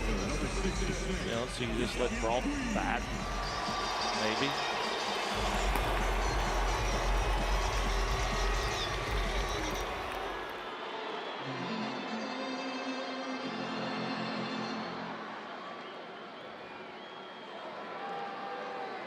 Puig.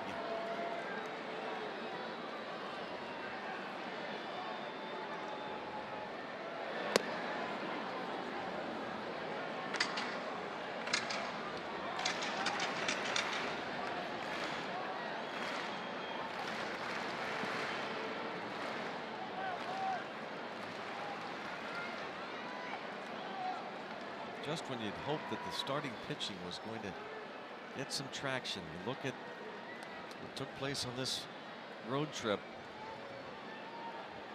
after Jameson Tyone went into the 7th inning on Monday against the Mets. The next night, Chad Kuhl, only 4 innings, left with right forearm discomfort, landed on the DL. Ivan Nova went 6 on Wednesday. Joe Musgrove 7 scoreless on Friday against the Padres, but then Trevor Williams 4 runs in 4 2/3 innings. Jameson Tyone 4 runs in 4 2/3. Tonight, Nick Kingham 3 innings, 7 runs, 5 earned. As Puig is up on his knee. I don't know if that got shin, if it got foot, or if he just fell over.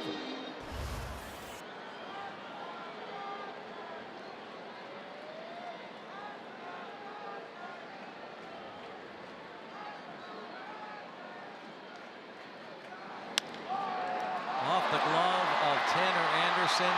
This is going to score another run, and now they're calling off the dogs.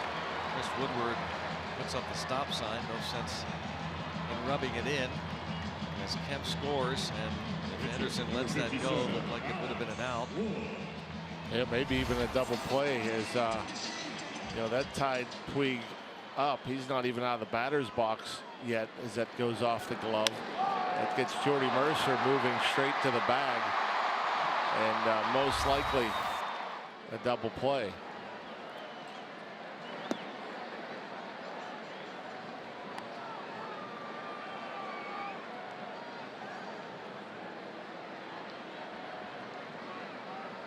Puig gets a base hit and an RBI. Wood, the pitcher.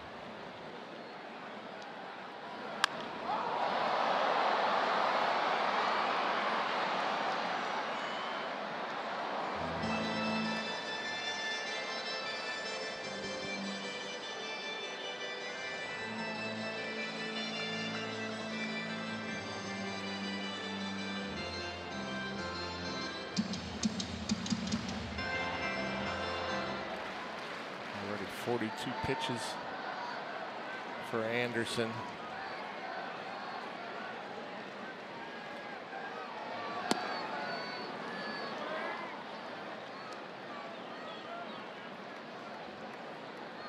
Runs, ties a season high.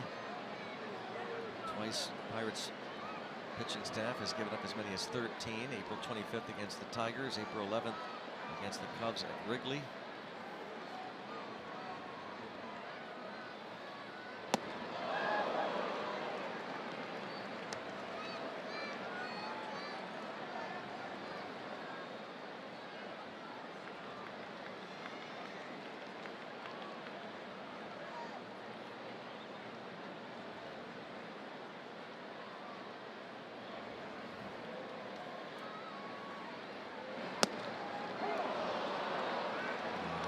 Strikeout of the pitcher. So now you wonder if they even think about this because of the game. I mean, that's his first major league strikeout. You know, don't you want the ball? I was just thinking that, and it looked as though nobody called for it, which is kind of a shame. I mean, Yeah. You know, really, I don't know how many opportunities Tanner Anderson's going to get. And here he picks up his first big league strikeout, and nobody calls for the ball.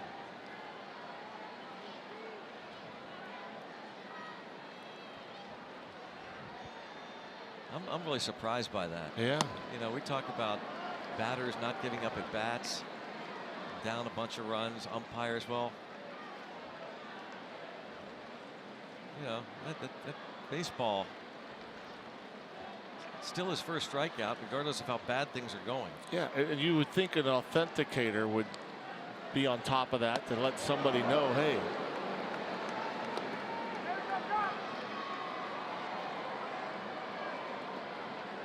See Robbie down there talking to somebody. Maybe Robbie's going to get it done. Attaboy, Robbie. He's not taking off this night.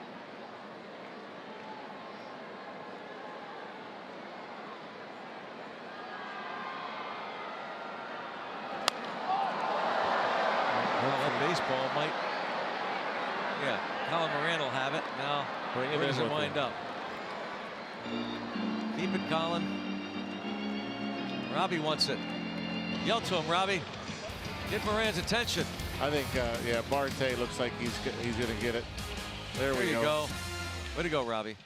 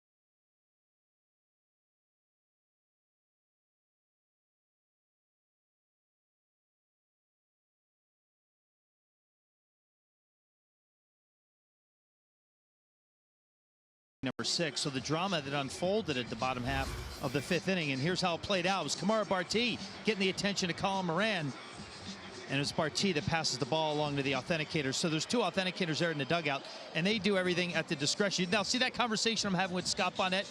He's saying, hey, I don't tell you how to do your job. You don't tell me how to do mine. I said, no, Bones, I swear to God, I'm not. Anyways, so the authenticators, they do what the team asks them to do, and they go ahead and authenticate the baseball. So thankfully, that last ball stayed in play in the sense that it didn't go into the stands. Of course, it was in foul territory, and Tanner Anderson has a souvenir. Like you said, Greg, as rough as the night may have been going on the mound for him, he certainly has a keepsake that is now authenticated with no interference from us, of course. And you're just a mediator. Well, we would have had you run into the stands after the foul ball. This is something, base hit for Austin Meadows, but I'm going to have this discussion with Bones after the game and say, hey, man, nothing personal. I'm not trying to tell you how to do your job. Oh, I don't think Bones was serious. He was just kidding. Second baseman John Harrison. Robbie. He's waiting for it right now. They're actually in the process right now, and Bones is waiting. I'm sure we'll get our hands on the baseball and show it to you. New look defense. Muncy to third. Logan Forsythe at second. Chase Utley comes in to play first. So what is the authenticator has to label it and catalog it to make it official? Put that silver label on it, I assume. Robbie? So the Can you fill us in on baseball, that? yeah, so you know how normal baseball says official Major League Baseball with Rob Manfred's signature on it. Under it is the logo for Major League Baseball. But here at Dodger Stadium, they're celebrating the 60th anniversary of Dodger baseball. Started in 1958, and there are special logoed baseballs that Tanner Anderson's going to have. I'll tweet out a photo on the AT Sportsnet account of what that logo looks like. Everybody can get a look at it It'll be at a home. Point Park University tweet for us, okay? Okay, I'll do that in a moment. Stand by. All right, we are standing by and wondering if Robbie's allowed to even talk to the authenticator. Are they not allowed to speak to people? A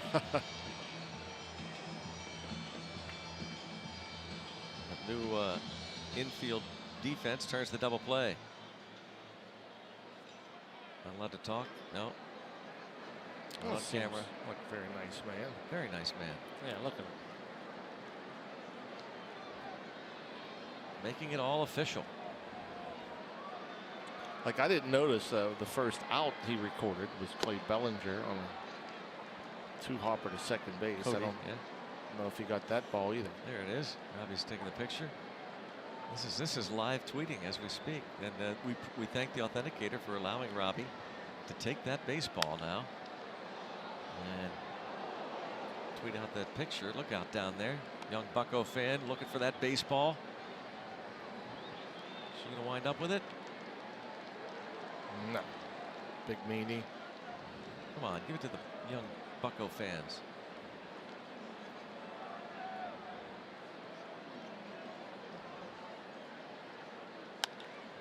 And Polanco, left side of that infield, long throw, Taylor, infield hit.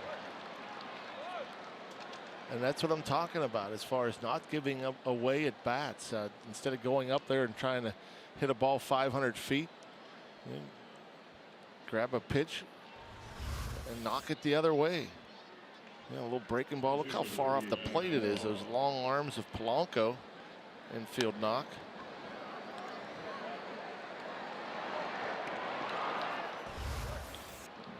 Now it's a single. He's been getting his fair share of extra base hits. Here now is Max Moroff pinch hitting for Tanner Anderson. Moroff recently back with the Pirates. Spent some time again in the minors this year. Recalled on Friday. Barrel Automotive League leader stat: players who've had the highest percentage of their hits go for extra bases. Well, Gregory Polanco, I told you about the single he just hit, but we see the extra base hits up there along with Jock Peterson. Here's Max Muncy.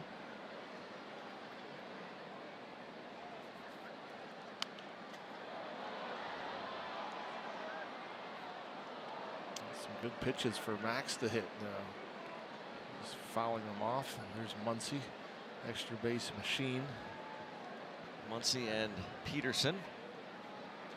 Those extra bases. They both hit home runs tonight.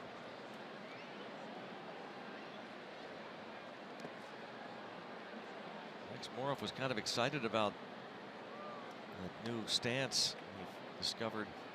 He said he was doing this at Double-A, where he bends that knee toward the pitcher. He really felt like he was working the last couple weeks at Triple-A Indianapolis. He was hoping to put it to use here at the big league level, but his pinch hit appearance goes the way of Alex Wood. And the Pirates getting thumped here, 13-1.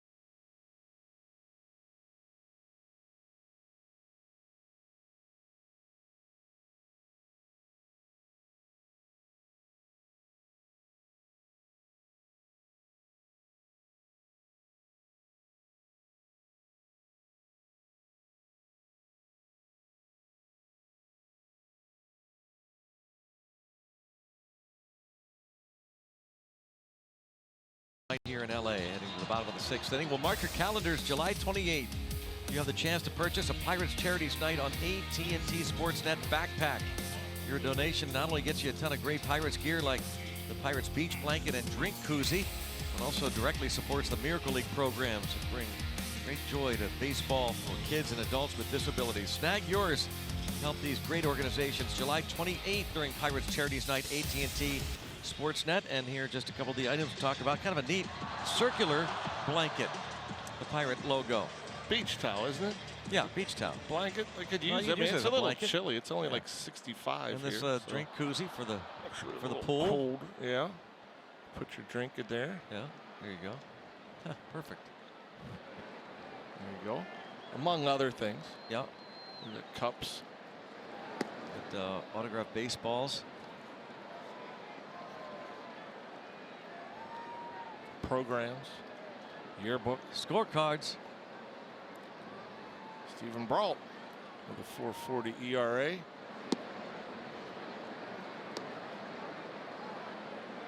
This is Muncy.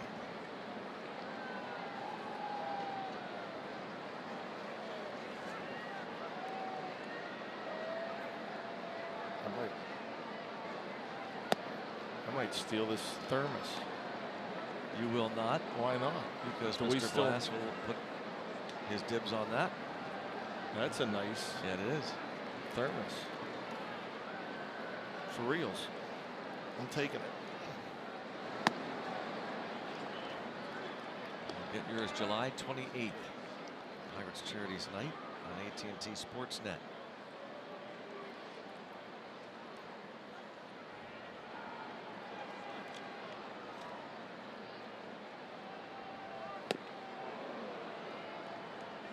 Muncy looking for a second home run.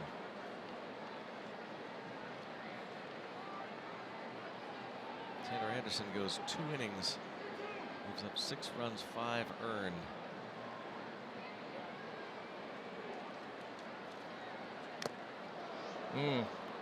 Jacob couldn't hang on.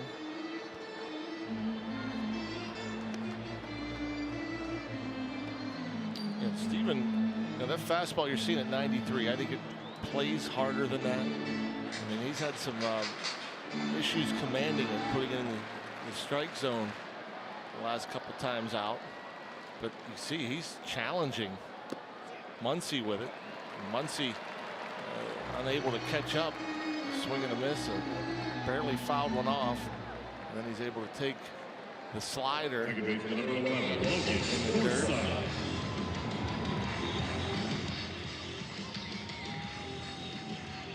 Muncy on base with a free pass from Brault. And now he faces Justin Turner. Or Logan Forsythe, who came in for Turner. He's playing second base. His first at bat.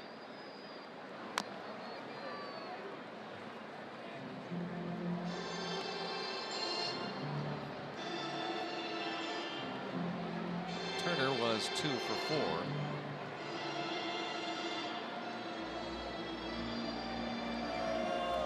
That's the big story here in LA.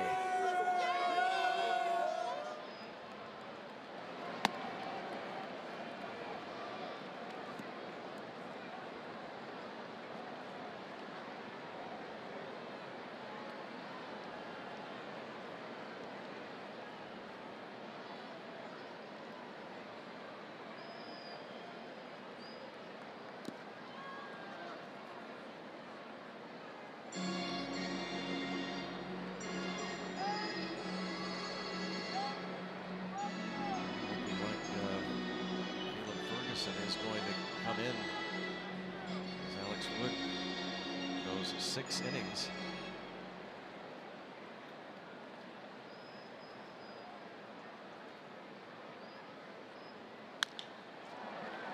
And that'll sneak through.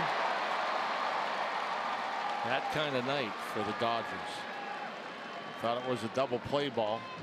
Wasn't hit all that hard, but it finds the hole. First baseman, number 26, Chase Utley.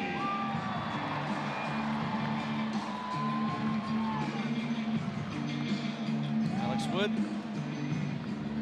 freezing tonight. Looks like he's done after his 6 innings of work. And now it is the 39-year-old Chase Utley who gets an at-bat. On to play first base in the top of this 6th inning. Bellinger was 2 for 3 with a homer. 3 runs scored.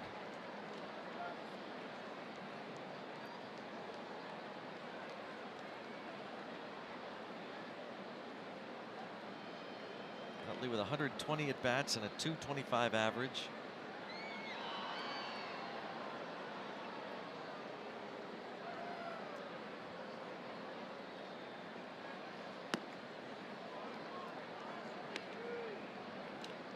Got to figure he's still a pretty valuable piece, Chase Utley.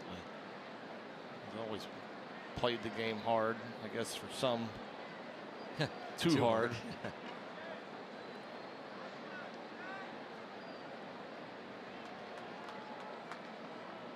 Came over from the Phillies in a deal in August of 2015.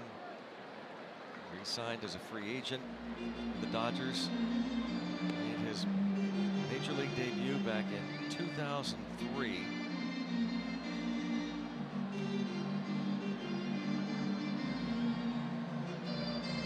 Made his debut, in fact, against the Pirates. Struck out as a pinch hitter April 4th, 2003. Over 1,000 RBIs. Pretty impressive for a second baseman.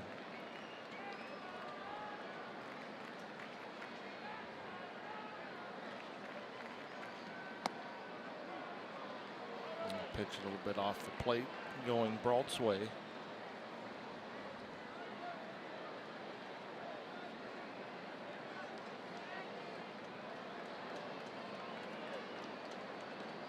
Utley had 4 consecutive years of 100+ RBI seasons back in 2005. That string started.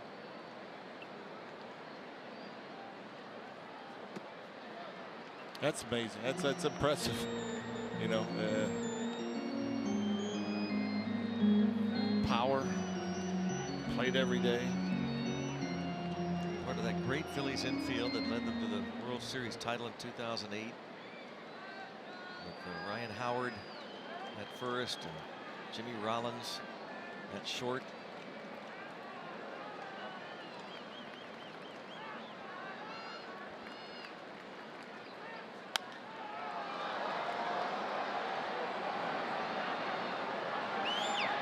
First out.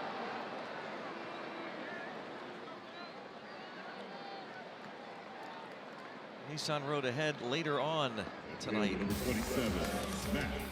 Tuesday evening, Clayton Kershaw starts against Ivan Nova. Coverage starts at 9:30 Tuesday night. As Kershaw makes his 11th start of the year, has spent most of the season on the DL, and then coverage will start 7:30 on the 4th of July with Joe Musgrove going for the Pirates against lefty Rich Hill.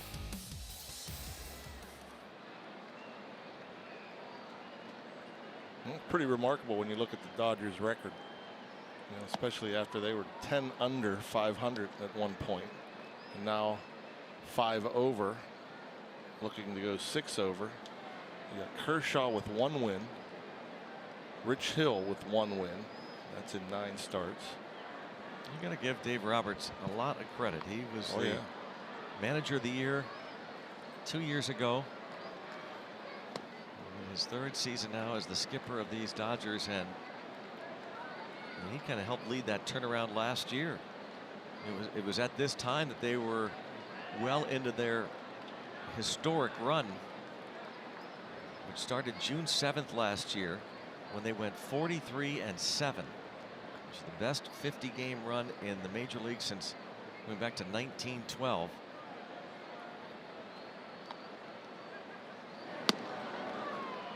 Alex Wood, by the way, didn't pick up his first win until May 20th. And he has not missed a turn in the rotation. He's going to pick up his 5th here tonight, which is the 4th in a row, 4 straight starts, but didn't pick up his first win till May 20th.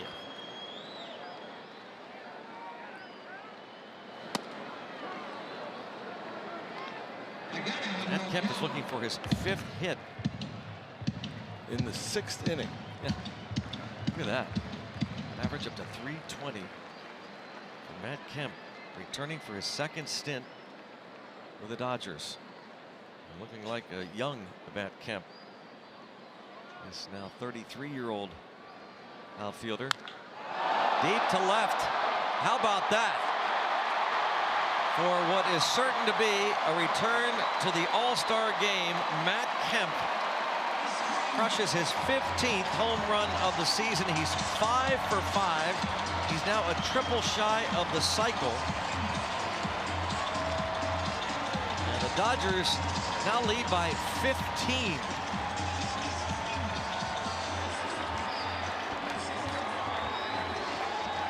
Not only is he going to be in the All-Star game, he's going to start in the All-Star game, and who knows, he might hit third or fourth. You know, you got the feeling that he didn't want to come out of the game. I'm sure it was probably offered to him to get an early night, but with 4 hits already, probably wanted to get a 5th at bat for a 5th hit. And then even then, with a 3-0 count, I'm sure he wanted a 3-1 count. He didn't want to walk. And a 3-1 fastball down the middle. Another hit for Grandal, who was the last Dodger to have 5 hits in a game. Did it last year. 2016, rather. 2016, the last time a Dodger collected 5 hits in a game. And Matt Kemp admires his 15th home run of the season. And the Dodgers have hit 4 home runs on the night.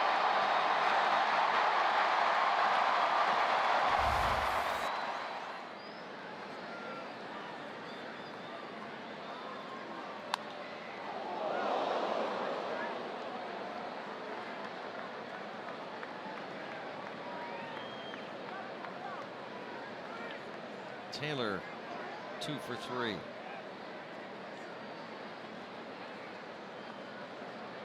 I think he's trying to convince Kemp, hey, that's enough, right? Looks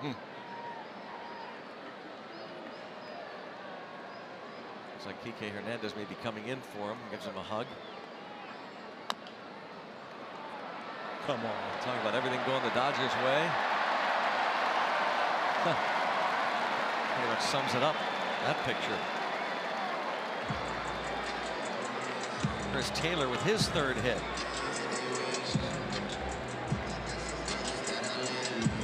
Number 66, Yasiel Puig.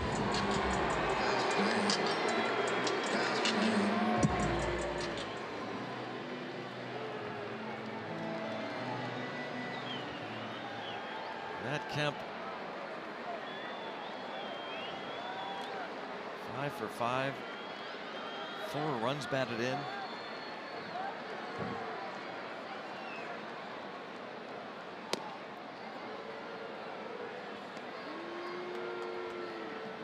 Just a little head nod from Puig. He knew that pitch was off. No complaining in a 15-run game.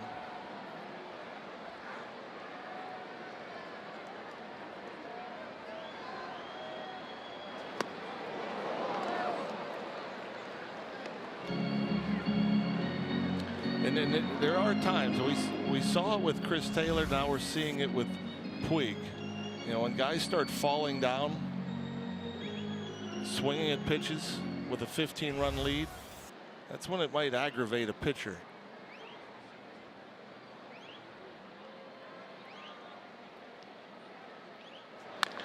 That's ripped to left. Oh my goodness.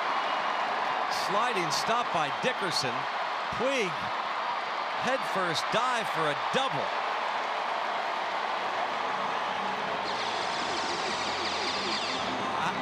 I don't remember the last time a team has hit the ball as hard all night long. I mean, this is unbelievable. Oh, it's unbelievable. It's hard, it's soft, it's line drives, it's fly balls, it's ground balls. Wow.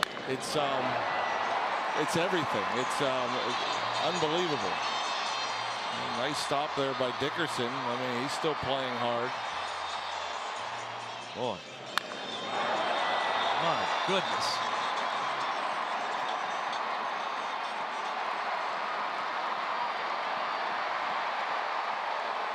(17-1).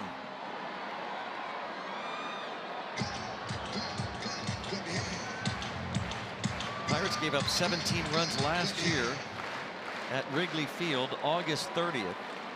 They lost 17-3. The last time they gave up more than 17 runs was April 22nd, 2010, which was the worst shutout loss in Pirates history. They lost to the Milwaukee Brewers 20-0.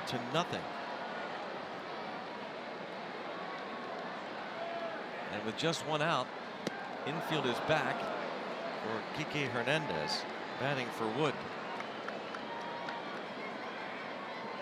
And they are. It's another big swing. They're just digging in, just trying to see how far they can hit it.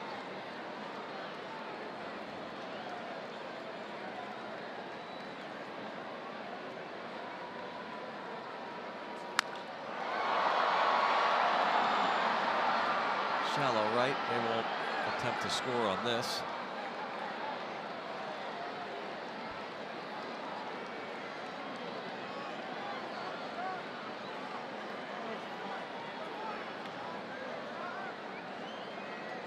Dave Roberts has to be enjoying this one. 17-1.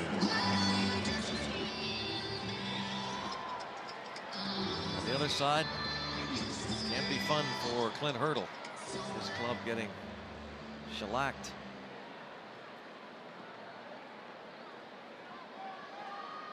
Caleb Ferguson will be the new pitcher.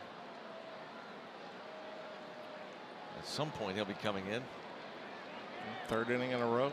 The Dodgers have batted around. I don't know if I ever have seen that.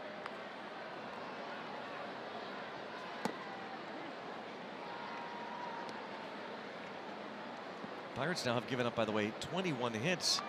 The record for the Pirates, hits allowed, is 28. And the last time they gave up that many hits, 28 hits in a game, you have to go back to 1930 against the Brooklyn Dodgers.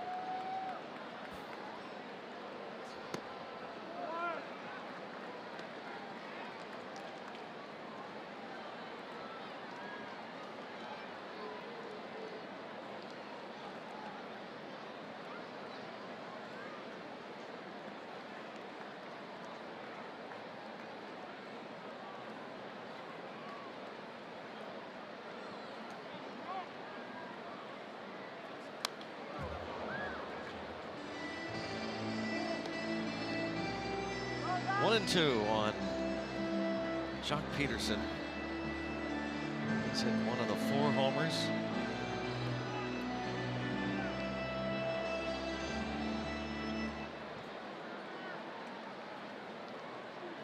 Going back to 1913. This is the 98th game that the Pirates have ever given up 17 or more runs in a game.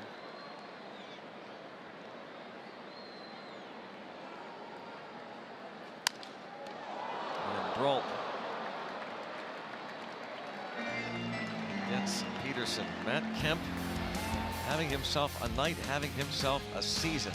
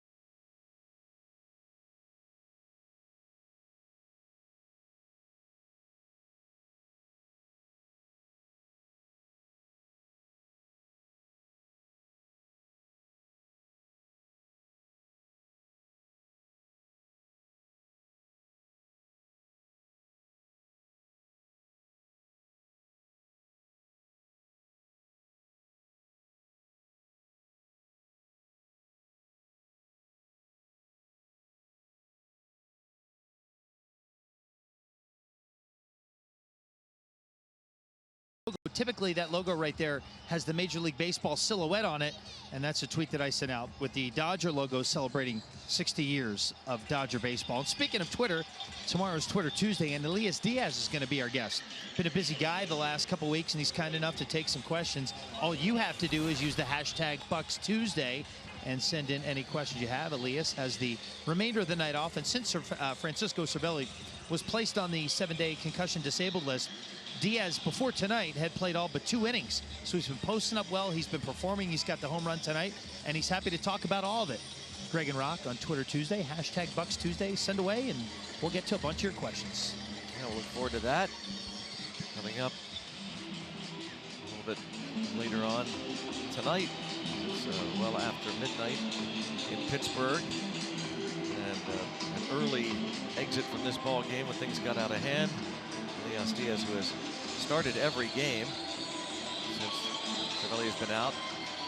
UPMC scoreboard 17-1. And now what have we here? We've got Elias Diaz. Robbie, what's going on down there? So the discussion is there going to be a mound visit? New pitcher came in, and he was Elias Diaz was explaining to Tom Prince essentially that the catcher had passed by the pitcher, and he was talking about the lineup or something. I couldn't make out exactly what he was saying, but it was a discussion as to whether a mound visit was going to be counted. And I don't know what the outcome was because he did not come back over. Don't think it's going to matter, that's for sure. Probably not. No. Ferguson, a 5.40 ERA, 6th appearance, 21 strikeouts in 16 2/3.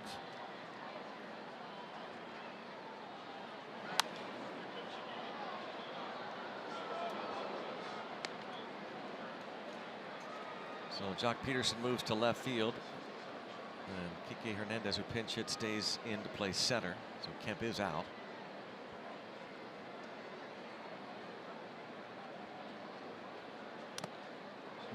Big slow curveball. Just couldn't stay back on it. Pretty good day for Kemp. Yeah, not bad.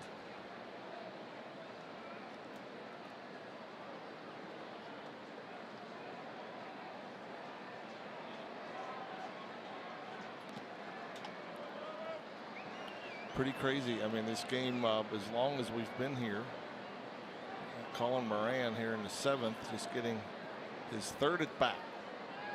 Every position in the Dodgers lineup has been to the plate 5 times each.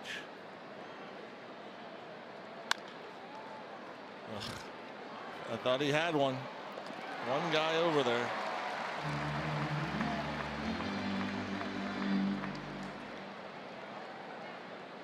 One out. As you enjoy Miller Lite, look forward to the hold true moment later in the game.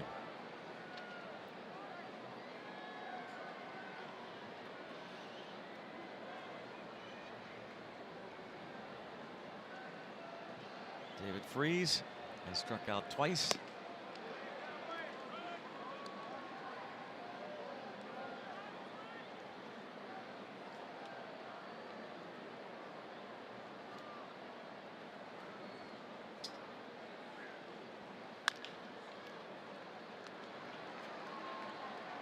Two outs. Easy for Taylor. Alex Wood went 6, gave up 1 run on 6 hits. And now Caleb Ferguson, who grew up in the Columbus, Ohio area. We talked about what was his remarkable story when the Dodgers were in Pittsburgh in June. Corey Dickerson has 2 of the 6 Pirates hits. Wood struck out 3. Did not walk a man.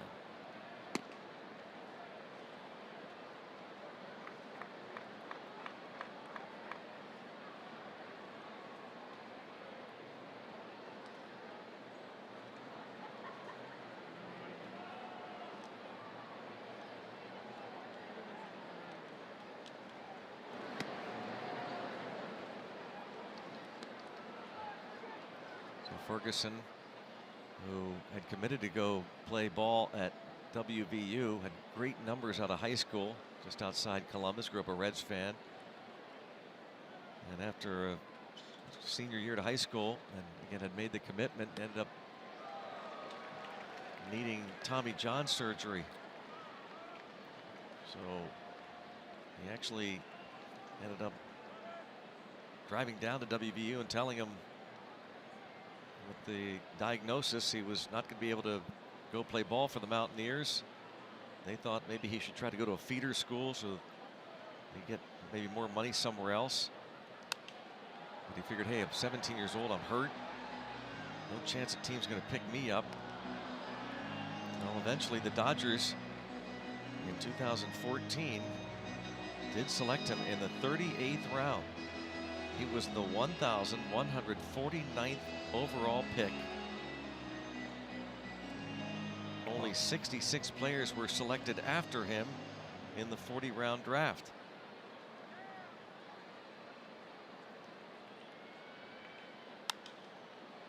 And of course, the most famous Dodger of all,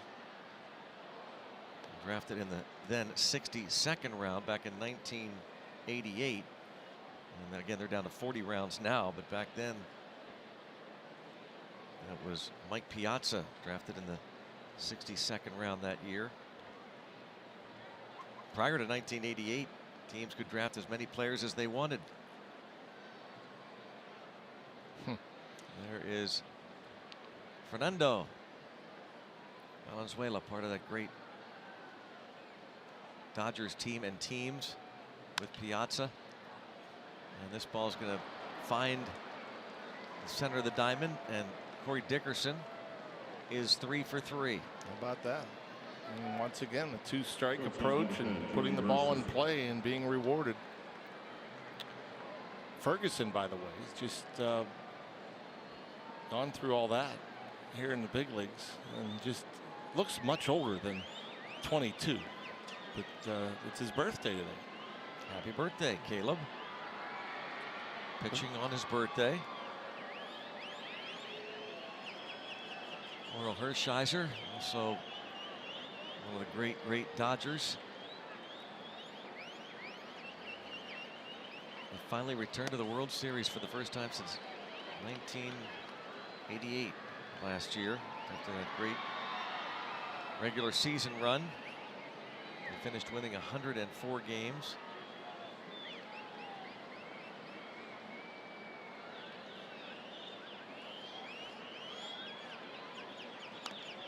Still no championship. Quite the drought. The longest they've gone without a championship since they won the first of 6 back in 1955. They went to the postseason for the 11th time in the last 23 years. Last year, but no World Series trophy since that 1988 team. And closest, definitely not good enough for a team that supplanted the Yankees last year for the highest payroll in baseball.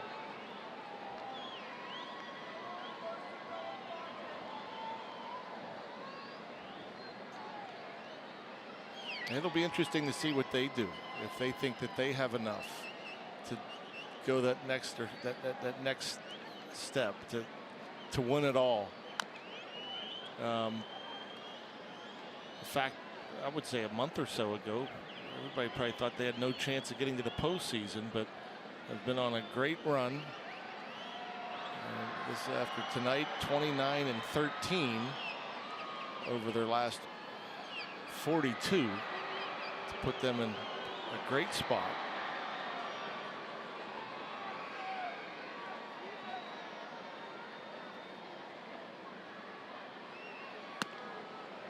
Rumors of them going out and trading for Machado. You got to wonder with Kershaw, not the same Kershaw that's dominated the National League, if he could be as effective or if he could even stay healthy. Yeah, that has to worry them. I mean, do they have the starting rotation to make a postseason run?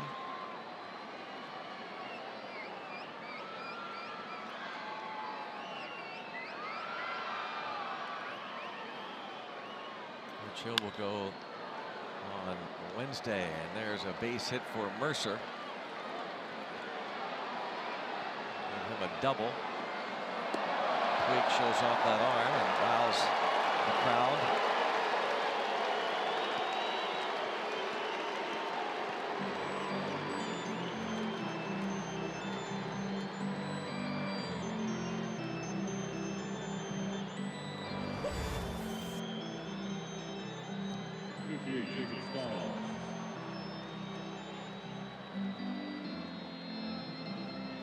He's got an arm. Dickerson with 2 outs, going on contact. He's not taking anything for granted. Dickerson. That's a great look right there, isn't it? It really is. I mean, we've talked about it so many times before, John. You almost get sick of hearing things like,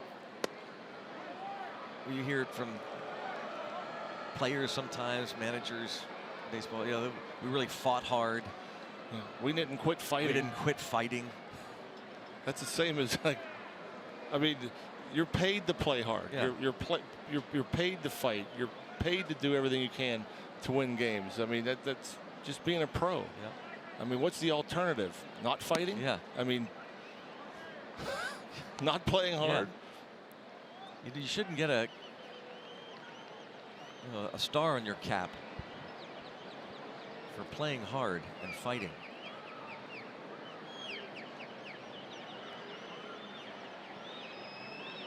Yeah, that's part of the deal. You're regardless the score, the record, the years of service. Ask Chase Utley. Yeah. About yeah. whether you have to, if you can quit fighting, quit playing hard.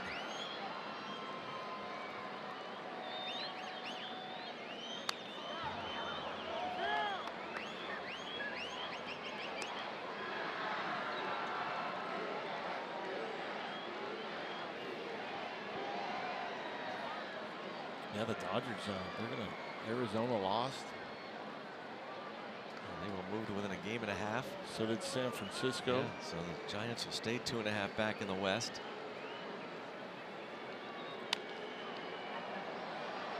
Toward the right, and Puig.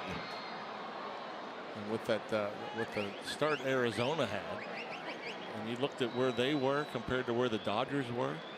I mean, that's why there's 162 games, but after about a month of the season,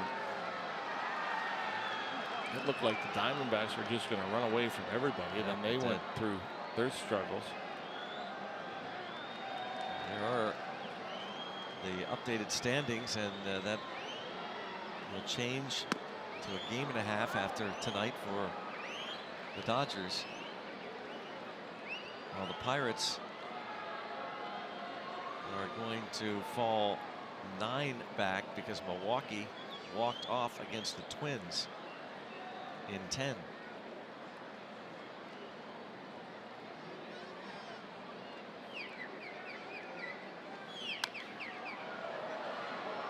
It was a bases loaded walk to Brad Miller that forced in the winning run. They had actually tied it in the bottom of the 9th on a sacrifice fly.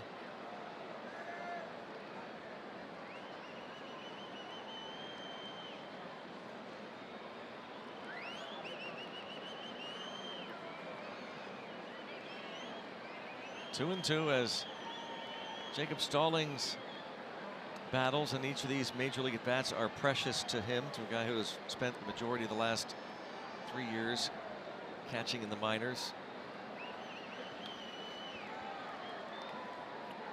And in his short career, we've seen a lot of at-bats like this, where he's up there battling and fouling pitches off. We'll see 9 at least in this at-bat, looking for an RBI or 2.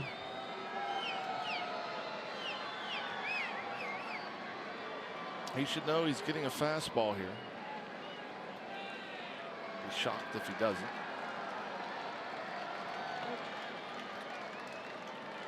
Looks like Brault's going to go back out.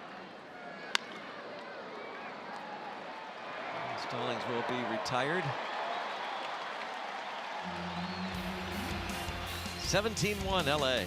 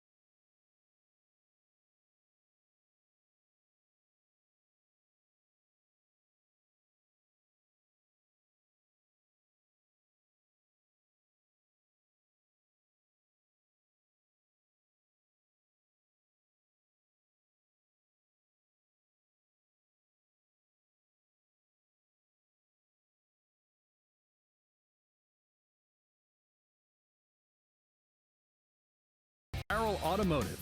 Visit our Kia showroom in Wexford. More vehicles than ever at the very best prices. And by Allegheny Health Network, official medical provider of the Pittsburgh Pirates and fans like you. Let's go Bucks! 17-1. Miserable night for Bucco fans here, as the Dodgers ended up just taking it to Nick Kingham, who his defense, his own, betrayed him in the first inning. The Dodgers scoring 2 unearned runs, and the Pirates made it 2-1 on the home run by Elias Diaz. It's as close as they got, because then the Dodgers bats went to work. It's silly to say this, but it is. You never know what happens if you make it's a 3-up, 3-down first inning. They got killed. Well, you just don't know. You never know. Yeah.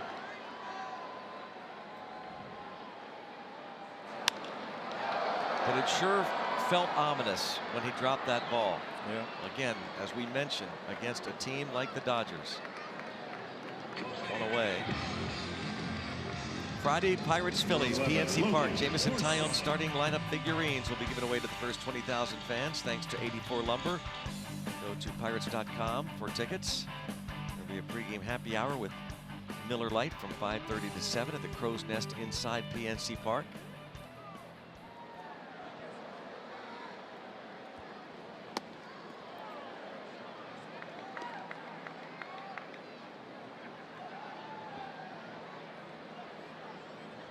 Forsythe, one of the 21 hits.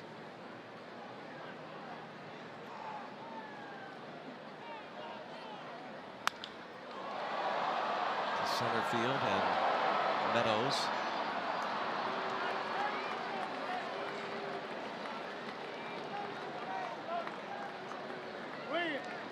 Well, you'd like to see that. Braun obviously First baseman number 26. taking it for the team. He's going to be out there and throw 42 pitches so far.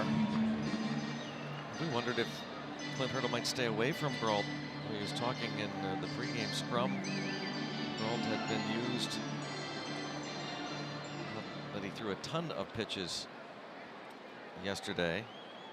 But he had also been used on Friday in San Diego. And went 1 1/3 innings on Tuesday, 1 inning on Monday, so they've been used a bunch. And as Clint Hurdle likes to say, even when a guy warms up, in the Pirates' minds, that counts. Yeah, they keep track of everything.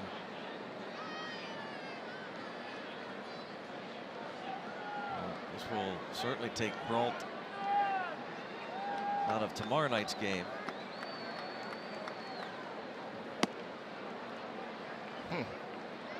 Pretty good pitch there.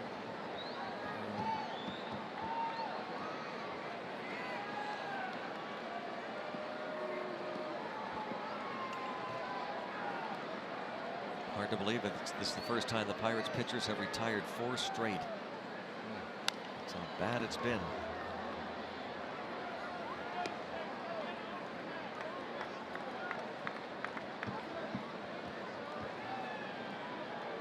Following the RBI double by Puig last inning, Brault gets 4 straight outs.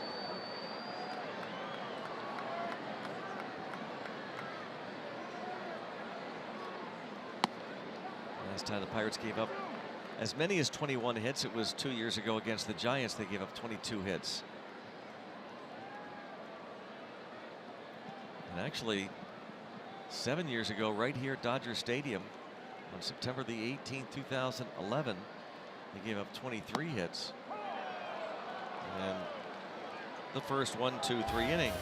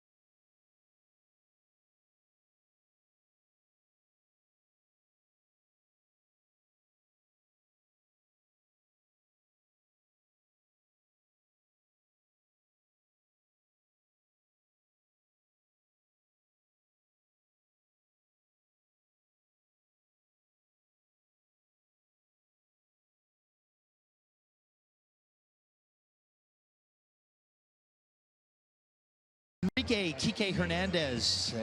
Look at him playing for the Los Angeles Dodgers. His father, Enrique Hernandez Sr., is a part-time Pirate scout down in Puerto Rico. Now, we're happy to, a couple years ago, we reported this story a while ago, said he's done some work for the Pirates. Well, back in December of 2015, he was diagnosed with multiple myeloma, and we didn't get a chance to update his status when the Dodgers played a series last month in Pittsburgh. We're happy to report that Kike Sr. is in full remission and doing extremely well, still working as a scout part-time for the Buccos. Really good news for the Hernandez family, and certainly he's happy along with the rest of the Hernandez family. We're happy to pass along that news to anyone who might know the story of Kike Sr.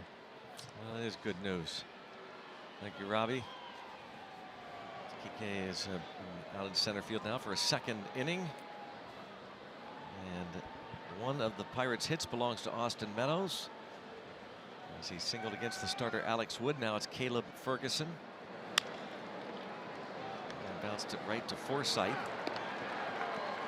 So the 8th inning begins with the ground out.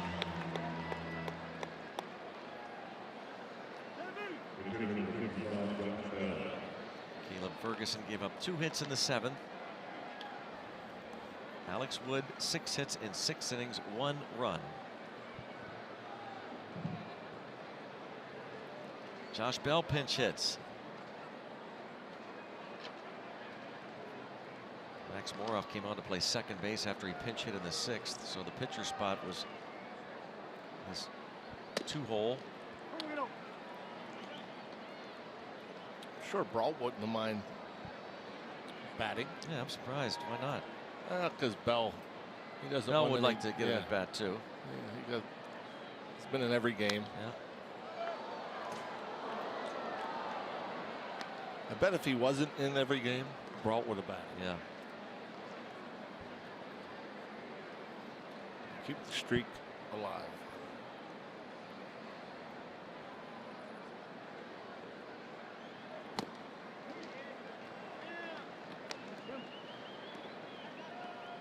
Edgar Santana going to be called upon, apparently.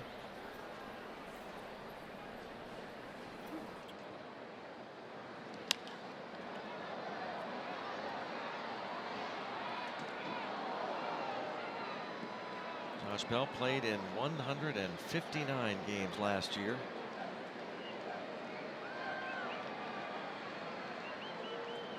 Tied for 4th among all National League players in games played.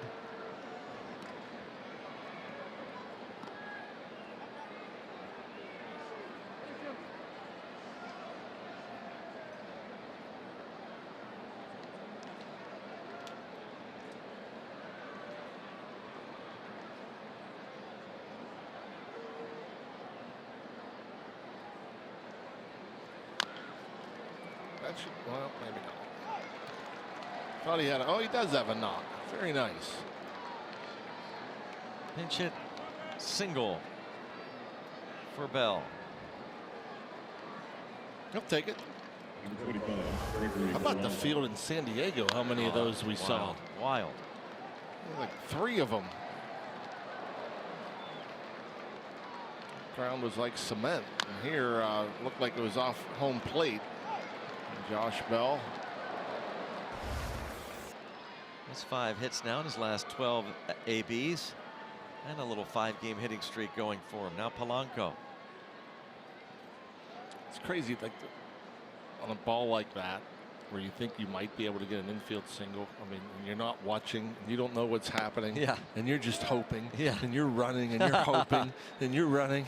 And then, you know, the worst is when you start seeing the first baseman stretch. And it's like, oh. No way.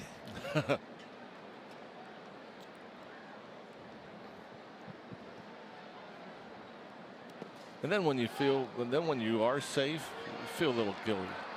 Wow. Yeah, that's, that was not a good choice.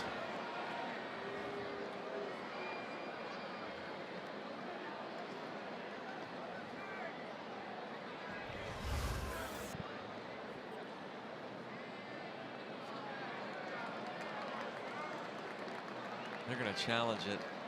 Of course. I guess he came off the bag. Yeah, he's going to be out. Wow. All on the field is under review. And you might sit there and think, why? Why bother going through the challenge? You know, it's 17-1. What difference does it make? Well, you have a pitcher out there that doesn't want to give up a run. Doesn't want to give up any earned runs, so you want to do it for the pitcher. He's out.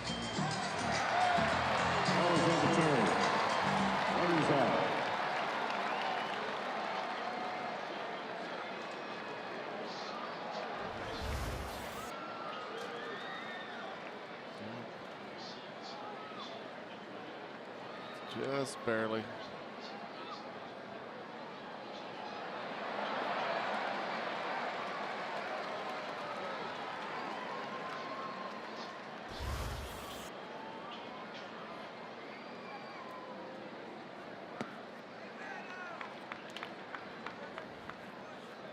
I'm sure, you know, he doesn't need to be told. I doubt that he needs to even be told that that was not a good idea. But I'm sure somebody in passing will mention to him that in a game like this, you pretty much have to jog to the next base and be there standing if you're going to try to advance.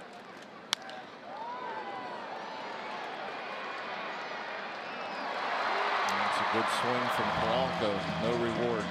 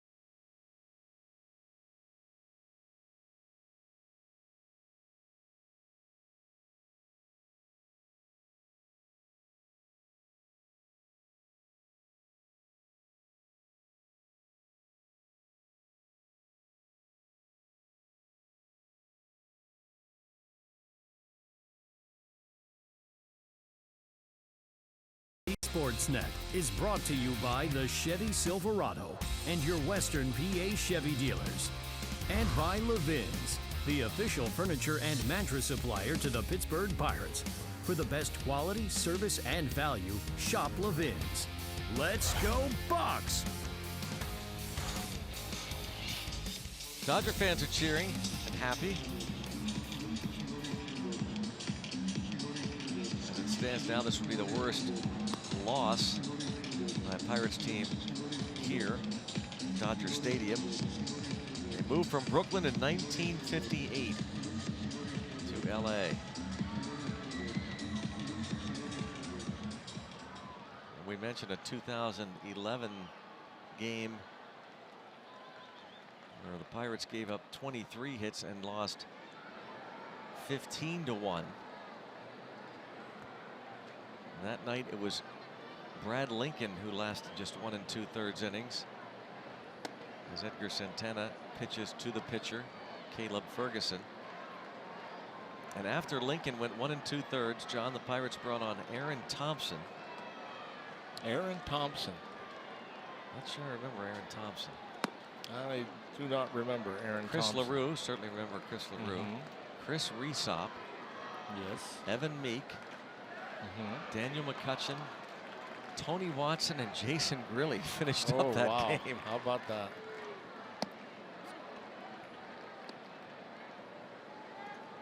Seems like Tony Watson's got it back. Yeah. Good man. Hard to ever root against him. Strikes out the pitcher. By the way, Matt Kemp that night was 3 for 4 and homered. Number 9, It was his 34th home run of the year. Wow. And Jerry Sands also homered that night on September 18th, 2011 here. I remember that. I remember Sands having a really good series. He was 4 for 6 that night. Drove Yeah. in 4. Mm-hmm. James Loney was 5 for 6. Jamie Carroll played in that game, was 1 for 5. Carroll was with the Pirates. Assistant to Neil Huntington. If I'm not mistaken, we went to Phoenix before we came here, and I just remember seeing the 2 young right-handed batters. I remember from one was Paul Goldschmidt, and the other was Jerry Sands. How about that? One turned out to be very Yeah. good. Well, then one got traded to the Pirates, right? Yeah, Sands.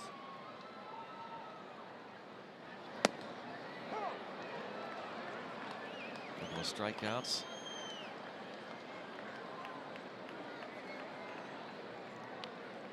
Shortstop number 3, Chris Taylor.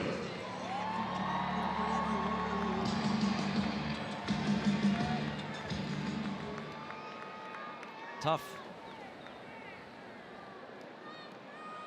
You're probably waiting for this all year. Yeah. Can't wait till the Pirates get into town. And yeah, come to a stinker. These happen to everybody. It's just one game. That's the great thing about it. Counts the same as a 4-3 loss.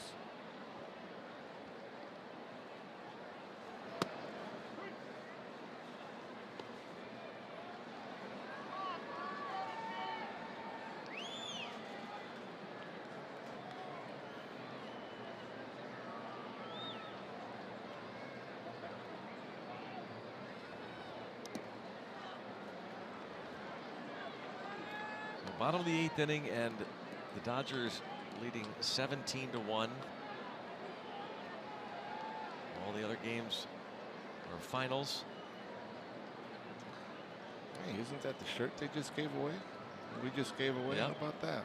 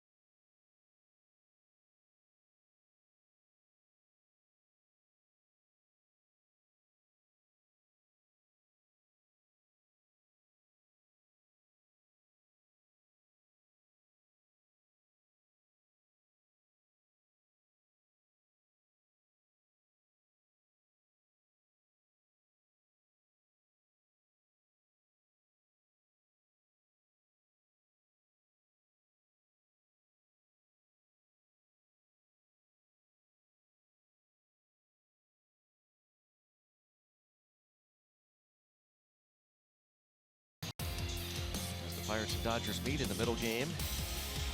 And it'll be Ivan Nova on the hill against Clayton Kershaw. Tuesday night and 9:30 WB Mason pregame show.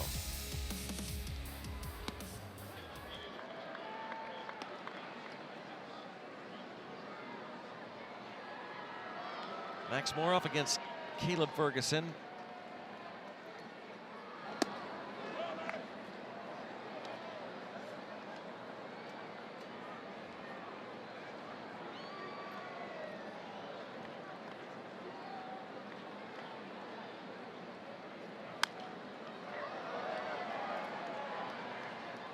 With this game well in hand, a paid crowd of 45,207.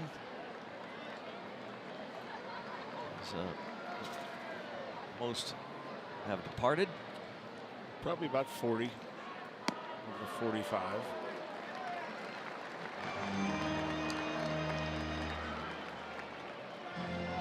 Max Moroff, 2 at-bats, a couple of strikeouts. Number 19, Colin Moran. Yep. I guess that's the one bit of good news. It won't take too long to get out of the parking lot. Nope.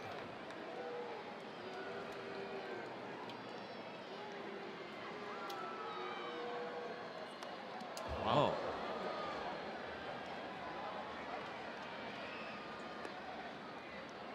Is Bob going to drive us back? No. No? So, nope. Remember when he used to? Oh, yeah. Those are the good old days with Bob. Yeah, I don't think Colin saw that one. And then it was all about defense. Pitch coming up and in. It's got to be a little frightening for a guy who had that serious injury last year, fouling that ball off against the Orioles. Yeah. Coming up and hitting him in the face, and had to undergo major facial surgery.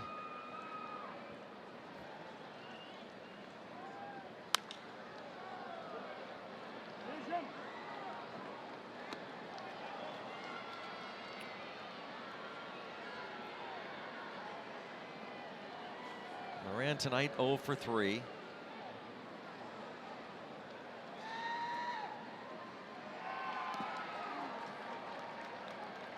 That was when Moran was, of course, last year with the Houston Astros, and looked as though he was going to be given an opportunity to play third base every day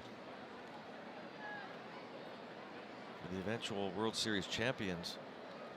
July 22nd in Baltimore, fouled a pitch off directly into his face, facial fractures, a little scoop, and a nice little play there from Logan Forsythe.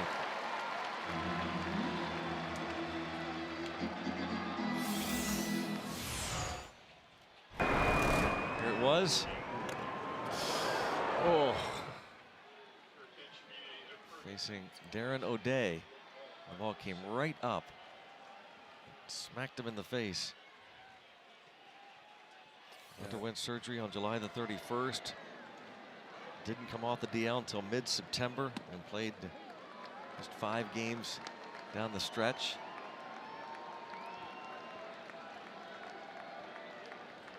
So again, when that pitch came up and in and fouled it off, had to be a little scary for Colin Moran. Oh, 2 no outs. doubt. I mean, that's, I don't know if I've seen that. I've seen balls bounce off the ground and come up and hit guys. Very unusual to see it directly off the bat.